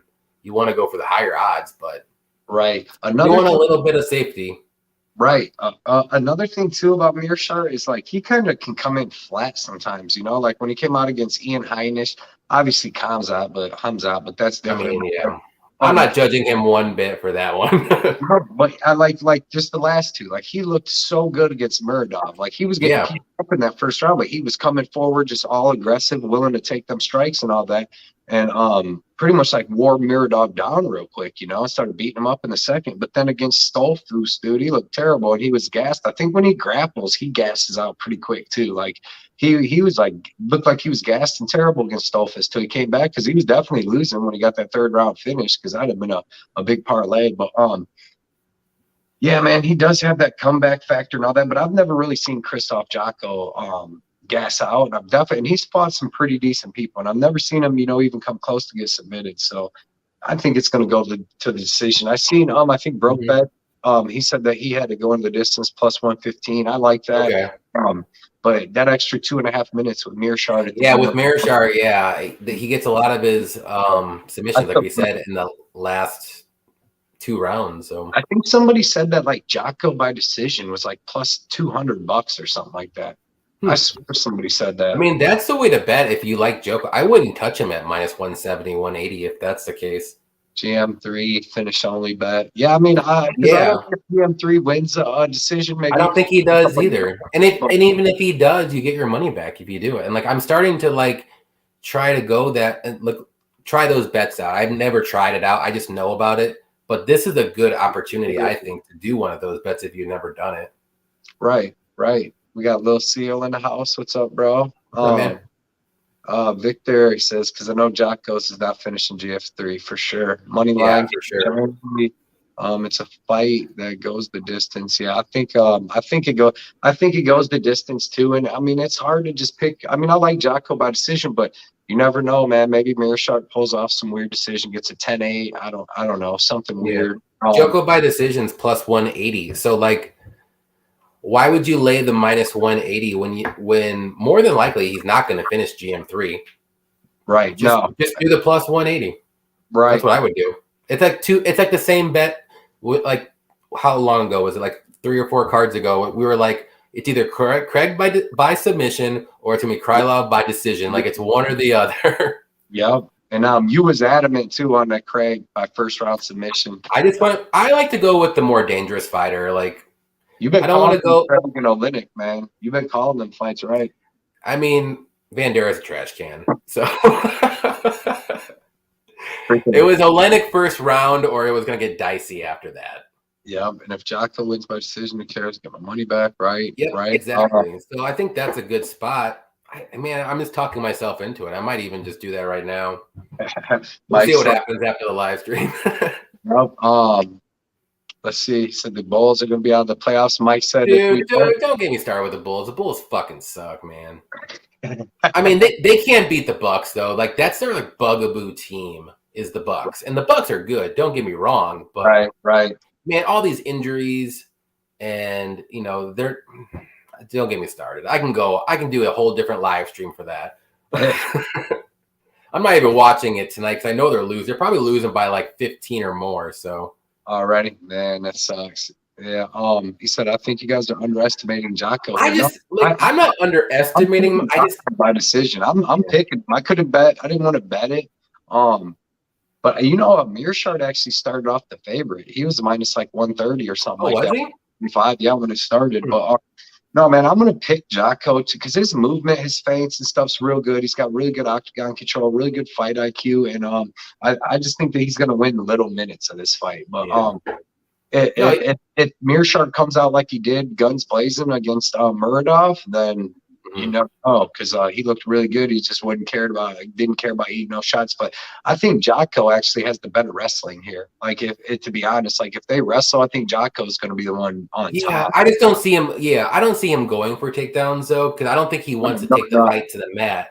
But I know what you're saying. I think he does have the better wrestling, but I mean, I don't want to say that I'm underestimating Jocko, because I do think he's good.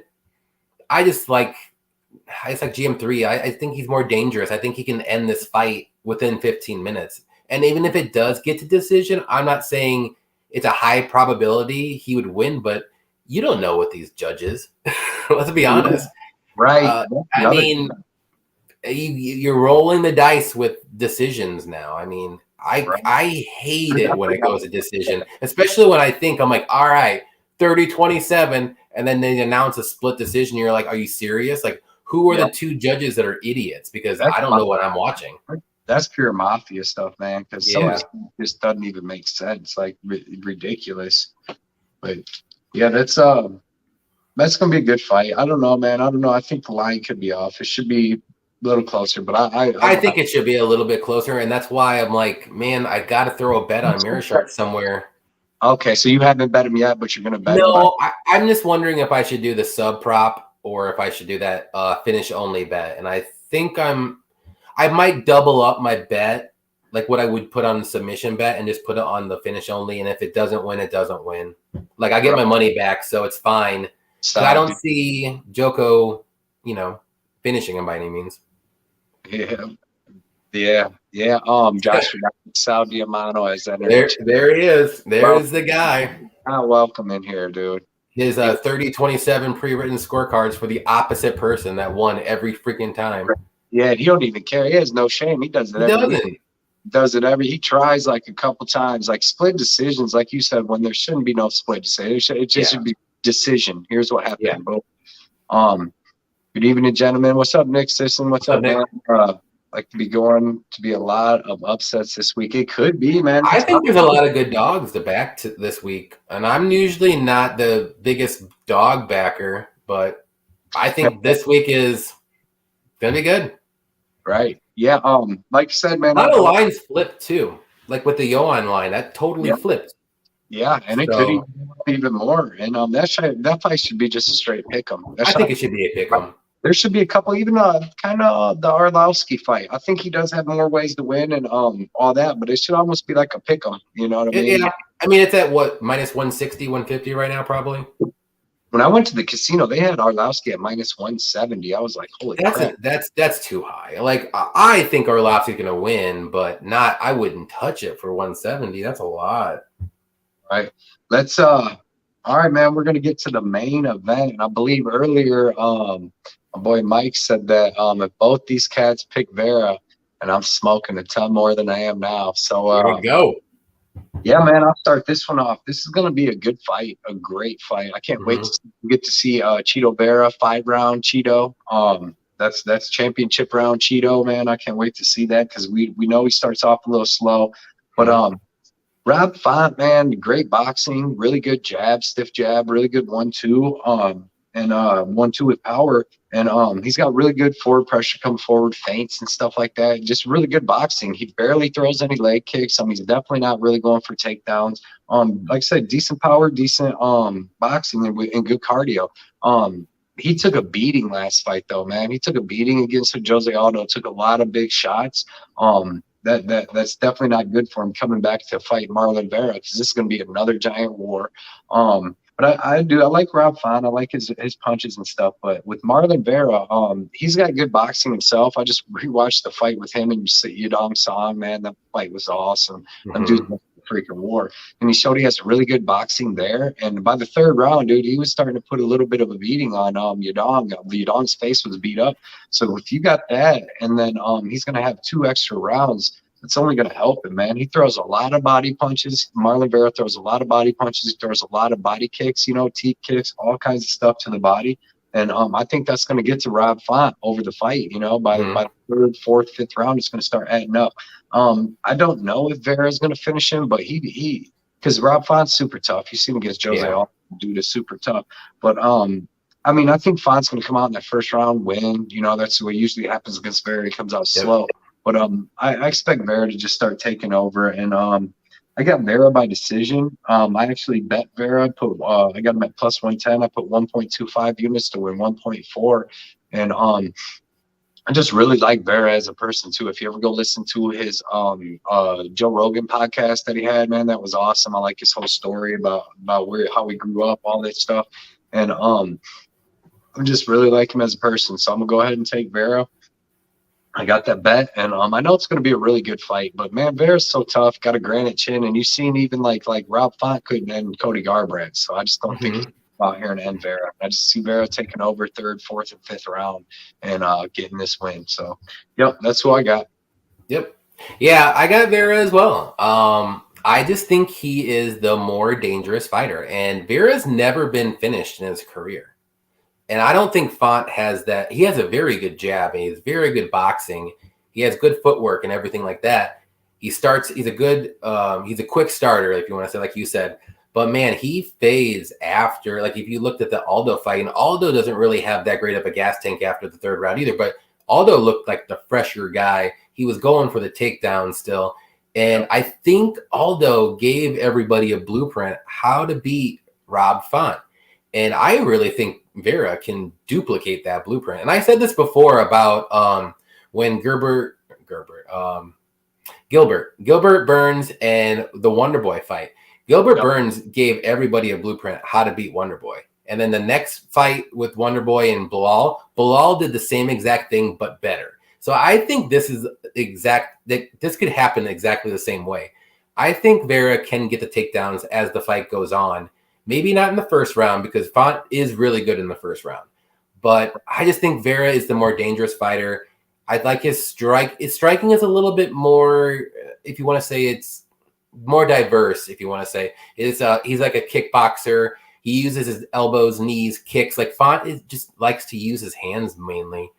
And I think that's kind of I don't want to say it's a bad thing by any means, but I just think, like you said, he's going to eventually get to him in the later rounds. And I actually have him winning this one by submission. I think he can get this fight to the ground in some weird exchange, and maybe like the 4th or 5th round, maybe get like a rear naked choke, some kind of submission like that, when he's on the ground. So I like Vera here. I like him at plus money. I got him at plus 120, I believe. Whoa. So I saw it at 130, and I didn't jump on it right away, and I should have, but I'll take 120. It's not that bad. 120 is excellent. It's going to be a good fight. I think this fight should be a pick'em. This is another fight that should be a pick'em, and the value is all on Vera here. Yeah. Nick said that you could get Vera around 4 for plus 3,000. You know what? And if that's the case, I'm going to look after the live stream. I might throw just a few bucks on that, and just that's a good line. Yeah. I mean, anything above like plus 1,500 when you think it's going to happen, it's worth it. Yeah, exactly, man. Just throw some lunch money down on that. Who cares?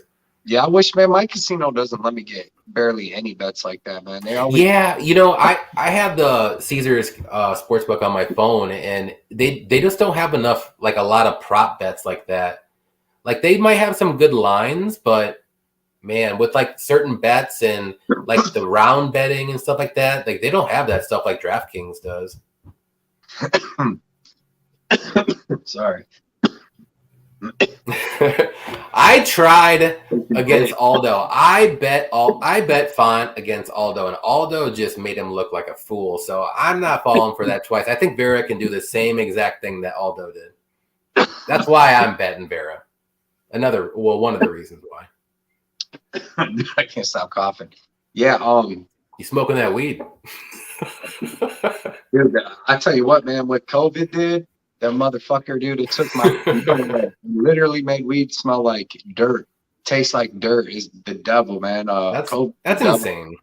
Like I would get nauseous and sick. It messed up all my taste and all that. But yeah, man, dude, it gave me a glimpse of what hell would be like, dude. Like I literally didn't even want to smoke. It tasted like dirt. Like, yeah, man, terrible. But it was real mild. I'm glad I got it. I get the antibodies out, man. See. That is a good question with Josh when you get down there. I was just reading ahead. Can't bet against any of these guys. Yeah, this is going to be a great fight, man. Yeah. $5 cheeky bet on the one, probably on the Vera. Yeah, round 4 and 5, $5 on each. That's, like I said, that's pretty good payout right there. Vera plus 130. That's there you go.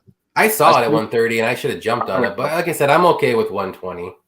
Right. And somebody I think Raw Torque said it earlier though, but like Marlon Vera hasn't been in the 4th and 5th. He looks like he excels, you know what I mean?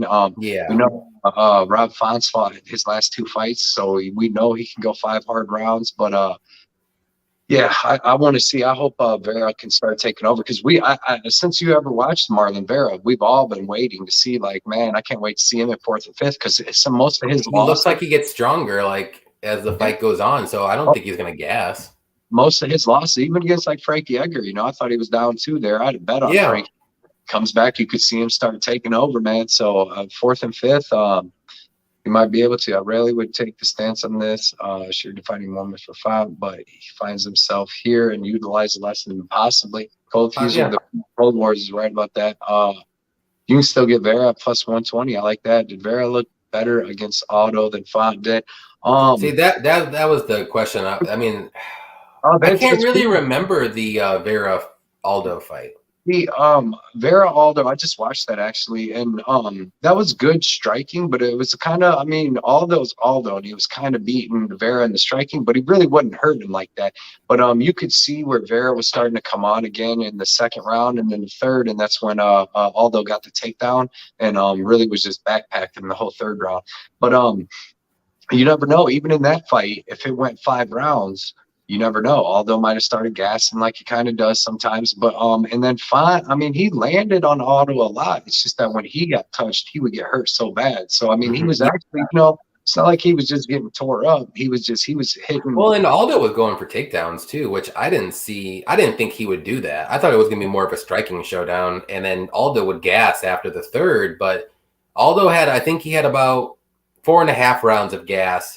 And then the last like half a round in the 5th round, like he didn't have anything left, but he was so fucked up, like he wasn't going to lose that fight. Yeah. Yeah, man. It's definitely going to be a good fight. I mean, like you said, probably the first 2 rounds, you know, might look a little tough for Chito Vera, but yeah. Everybody betting him. I think we're all expecting him to come on. It's weird because it seems like everybody's on him, dude. I don't really like somebody else was saying. I don't really know that's on Font, so it's weird. I've seen a couple people on Twitter and stuff like that, and like I don't blame anybody for doing it. I get it, but I just think Vera is the more dangerous fighter here. And I usually go with the more dangerous fighters. Like I'll admit it. I mean, if a fighter can get the knockout or a submission before a decision, I mean, there's more ways to win. I just think Font's more of a decision machine right now in his career. Right. Yeah. Yeah. And he's super tough, man. He is. He's got knockout power, but man, Chito Vera, dude, when you see like the shots, he took some shots against Aldo, he took some big shots against Song Yadong. That's what made me like him too a lot more as I watched the boxing that he had with Song Yadong, which Song Yadong is just as good, if not better boxer than Rob Font, in my opinion. So, and with Song Yadong is good, man. Yeah, and he's a little faster. Rob Font's fast, but Song Yadong is right. And he was hanging with Song Yadong. I thought he won that fight, really. Another thing you did too mention was that Vera is going to have the grappling advantage here. You know, 100%, yeah. He was trying. It was weird, but he was trying to take Aldo down a lot in that fight, which everybody knows you can't. Aldo has some of the best takedown defense in the history, but he was trying to take down Who else did I watch? I watched him fight Song Yadong. So it's obviously he's been working on that and stuff. And I do think he'll have the wrestling advantage and be able to land some takedowns and maybe get some ground. You've seen against Sean O'Malley, dude's got sick ground. So yeah, man, there's a lot of ways this fight could go, but I think it's going to be a 5-round war. He takes me a few blows to the face to pump gas. I like that. You can call me Johnny Dangerously. Oh, he backpacked Otto, yeah. No, Aldo backpacked. Oh, Otto backpacked Vera for the whole 3rd round. I do respect that. Did Vera look better against Otto? Right. Yeah. Lil Seal, I was struck Aldo almost 2-1. The difference came down to pressure and power and the knockdowns and stuff like that and the grappling. Yeah. Effie said, Mike Martin, I work at a dispensary in Vegas. Definitely some good stuff. Hell yeah. When I come out to Vegas, then I'm coming to see it. Sure, there you go. Yeah. Yeah. Me and him's been talking about it too. I want to do a show with him sometime on his show. We were supposed to do it a long time ago. We just couldn't get the time together. Yeah. Boom. Yeah, let's see how this is true. Johnny Dangerous. Johnny. I saw that. I started laughing. I'm like, yep. I just picked the Johnny Dangerously. That's my nickname. Dude, Mike's got the funniest stuff, man. He put it the most truest thing ever. And it's funny too, because like Romanov liked my picture today. I tagged Romanov for this live podcast. Live thing on Instagram, and he actually liked it because I follow him and stuff, and that was really cool. But I seen Mike put a thing one time that Romanov looks like he should be like the king of the world. You know what I mean? They just if you look at his picture, if you put a crown and stuff on him, he looks like he should be a king. Back in the old days, king of Moldova. Yeah. And Romanov, shoot, they ran Russia, right? Wasn't that the Romanovs that got killed and stuff? They killed off most of the family. I don't remember. I don't know much Russian history. Although won via experience, yep, and we'll see if Font down. And I think though, man, Font took a beating in that fight. He got knocked down like at least 2 or 3 times. Cheetah by sub is the way. Definitely in the 4th or 5th. Later in the fight, I think he can get that sub. It might not be because Font's gassed. It could be like a weird grappling exchange, and he'll get the back control. And then eventually get the rear naked choke. Something like that. I don't know. That's what I'm thinking. Right. And Rob Font's that's the most suspect part of his game for sure is his takedown defense and grappling. Yeah. Font has got subbed by Pedro Munez with the guillotine in the 1st round before. That's the only time. But it was fairly recently, about 3 or 4 fights ago. Right. Oh, yeah. I'm sorry, like five fights ago. So, I mean, he has been submitted before, so I just think that's the clear advantage for Vera. If he wants to keep the fight standing, it's going to be closer, but if he can just mix in a couple takedowns here and there, work some grappling, I think he has a good shot. Right. Saba said, who is our lock of the night? Other than Romanov? Right. Yeah, I'm going to go with Romanov now. Probably Feely, man. I feel like Feely. Yeah, that's a good one. I feel like Tessuro is going to look like that too. I really do. I really think it's going to get that grappling going. Like Candelari literally came from a boxing background. Like he might have a little jiu-jitsu, but he doesn't have that wrestling base at all. And dude, Tessuro is tough, man. And that dude's opportunistic, takes the sub, everything. Yeah, I would go with Figli. I think that's probably my no-brainer pick of the night. I don't see why people are betting Breeden. He's 1 round and that's it. And he's not even that dangerous in that 1st round. So why are you betting him? Yeah, I don't think he's going to be able to out-wrestle Feely. He definitely ain't out-striking.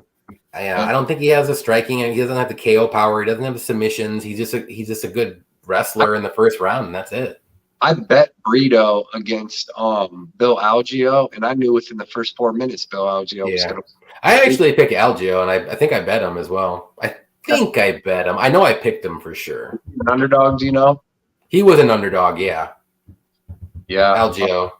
Right. Yeah, Mike Martin's right. Fonda is going to touch up. But, I mean, I think all that damage coming over throughout the 4 rounds, man, or 5 rounds, because Cheeto works that body. And by the 3rd round, literally in the wars he's been in, he looks like he's going to be great in the 4th and 5th, you know. And I think he lands some type of kick, body kick or something, like you said, and maybe gets a club and sub.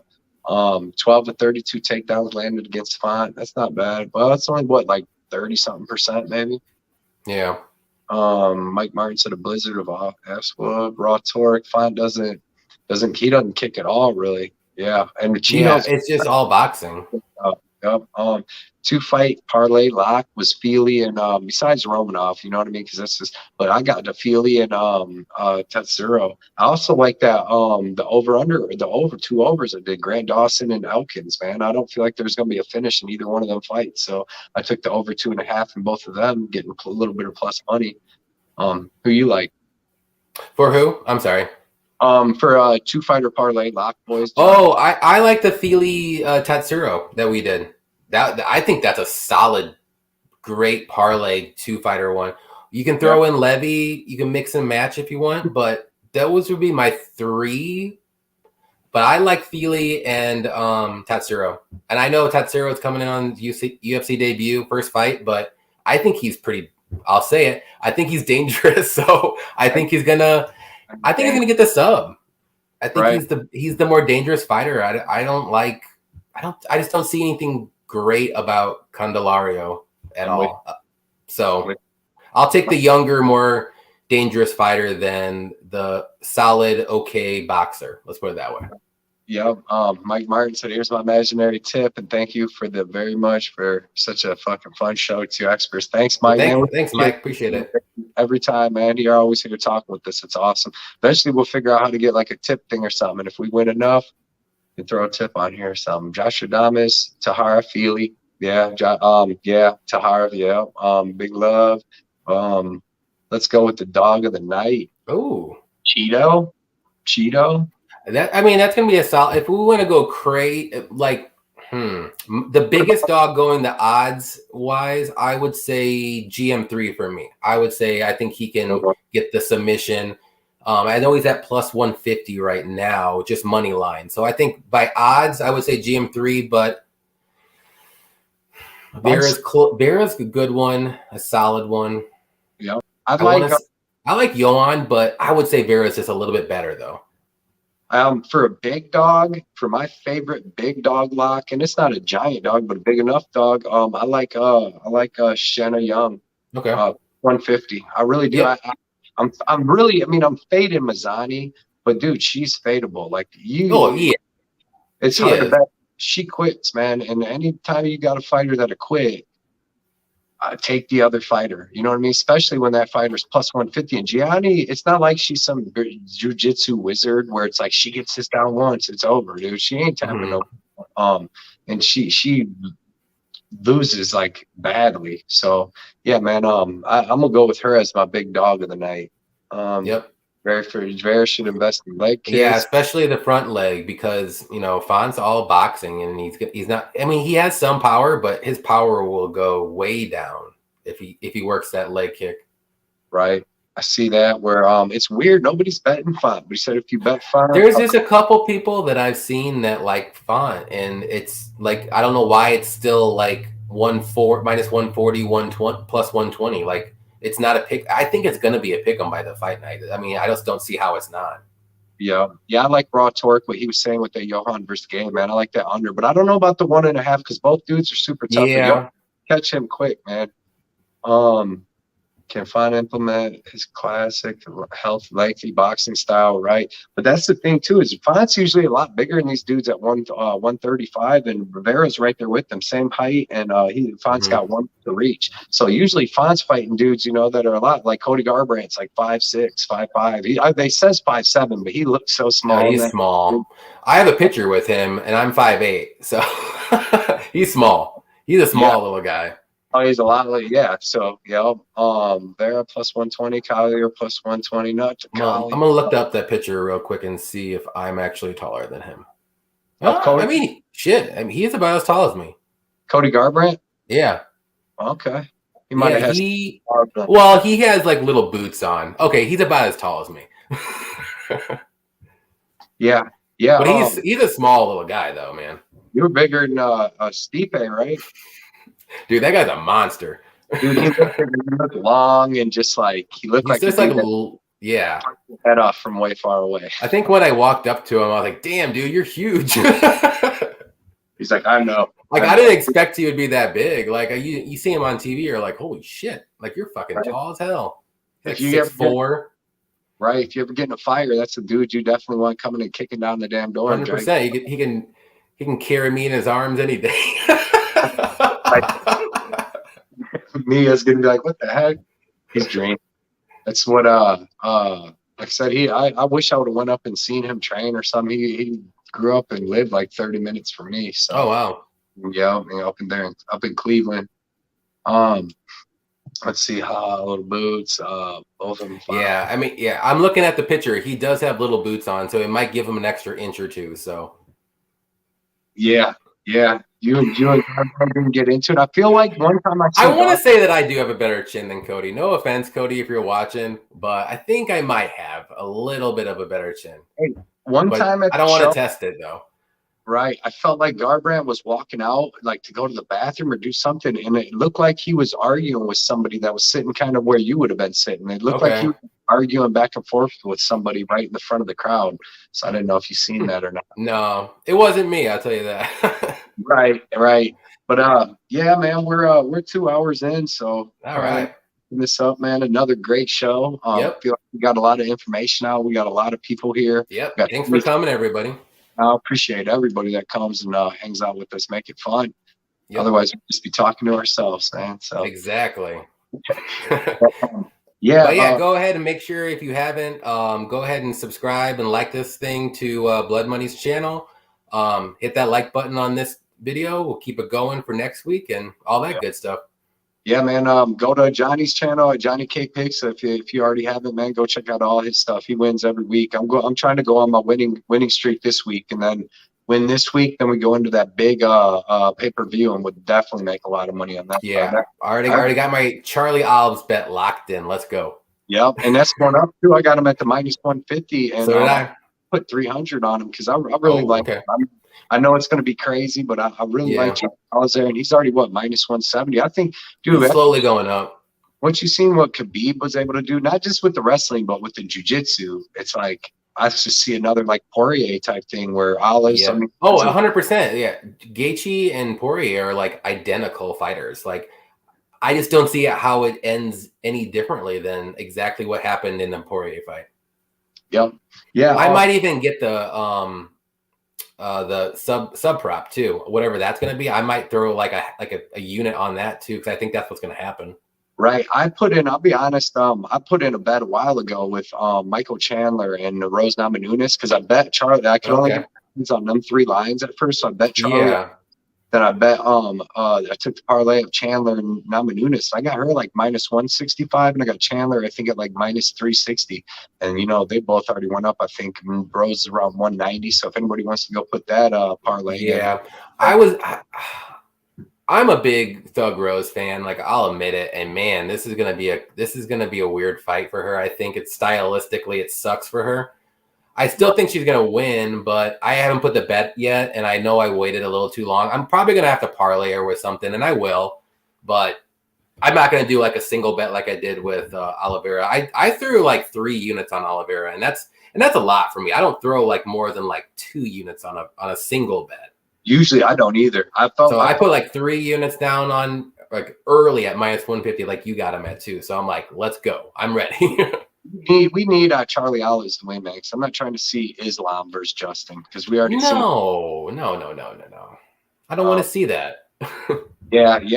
Well, Josh Radamas, he likes Gaethje. I get that. I see, but Chandler hits as hard as Gaethje, in my opinion. I mean, you seen I think Poirier is just the same too. He's probably just as hard.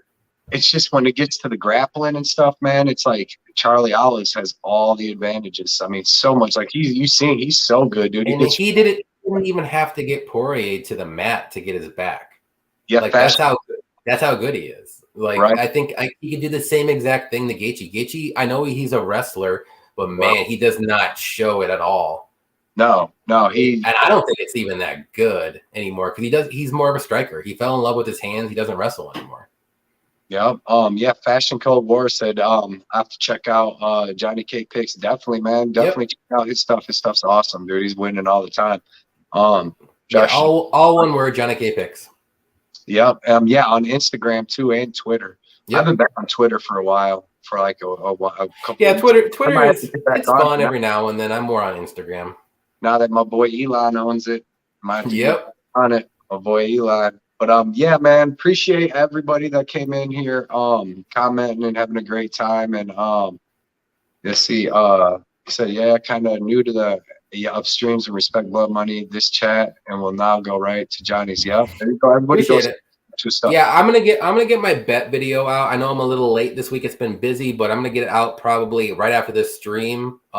So maybe you want to check it out tomorrow or something. It'll probably be later tonight though. Yeah, I'll check it out. And I'll have my official bets video out on Friday night. So appreciate everybody coming out, man. Check us out next week on Johnny K's Picks channel for the big pay-per-view, man. It's gonna be it's gonna be a good one. So everybody, everybody bring their notes, bring their bets. We're gonna go over everything. Let's go. Yep, maybe bets can sway us some. So man, appreciate everybody coming in, man, and all you guys have a good night and good luck this week. I'll see you guys later. Later, Johnny. Take care, man. Later, man.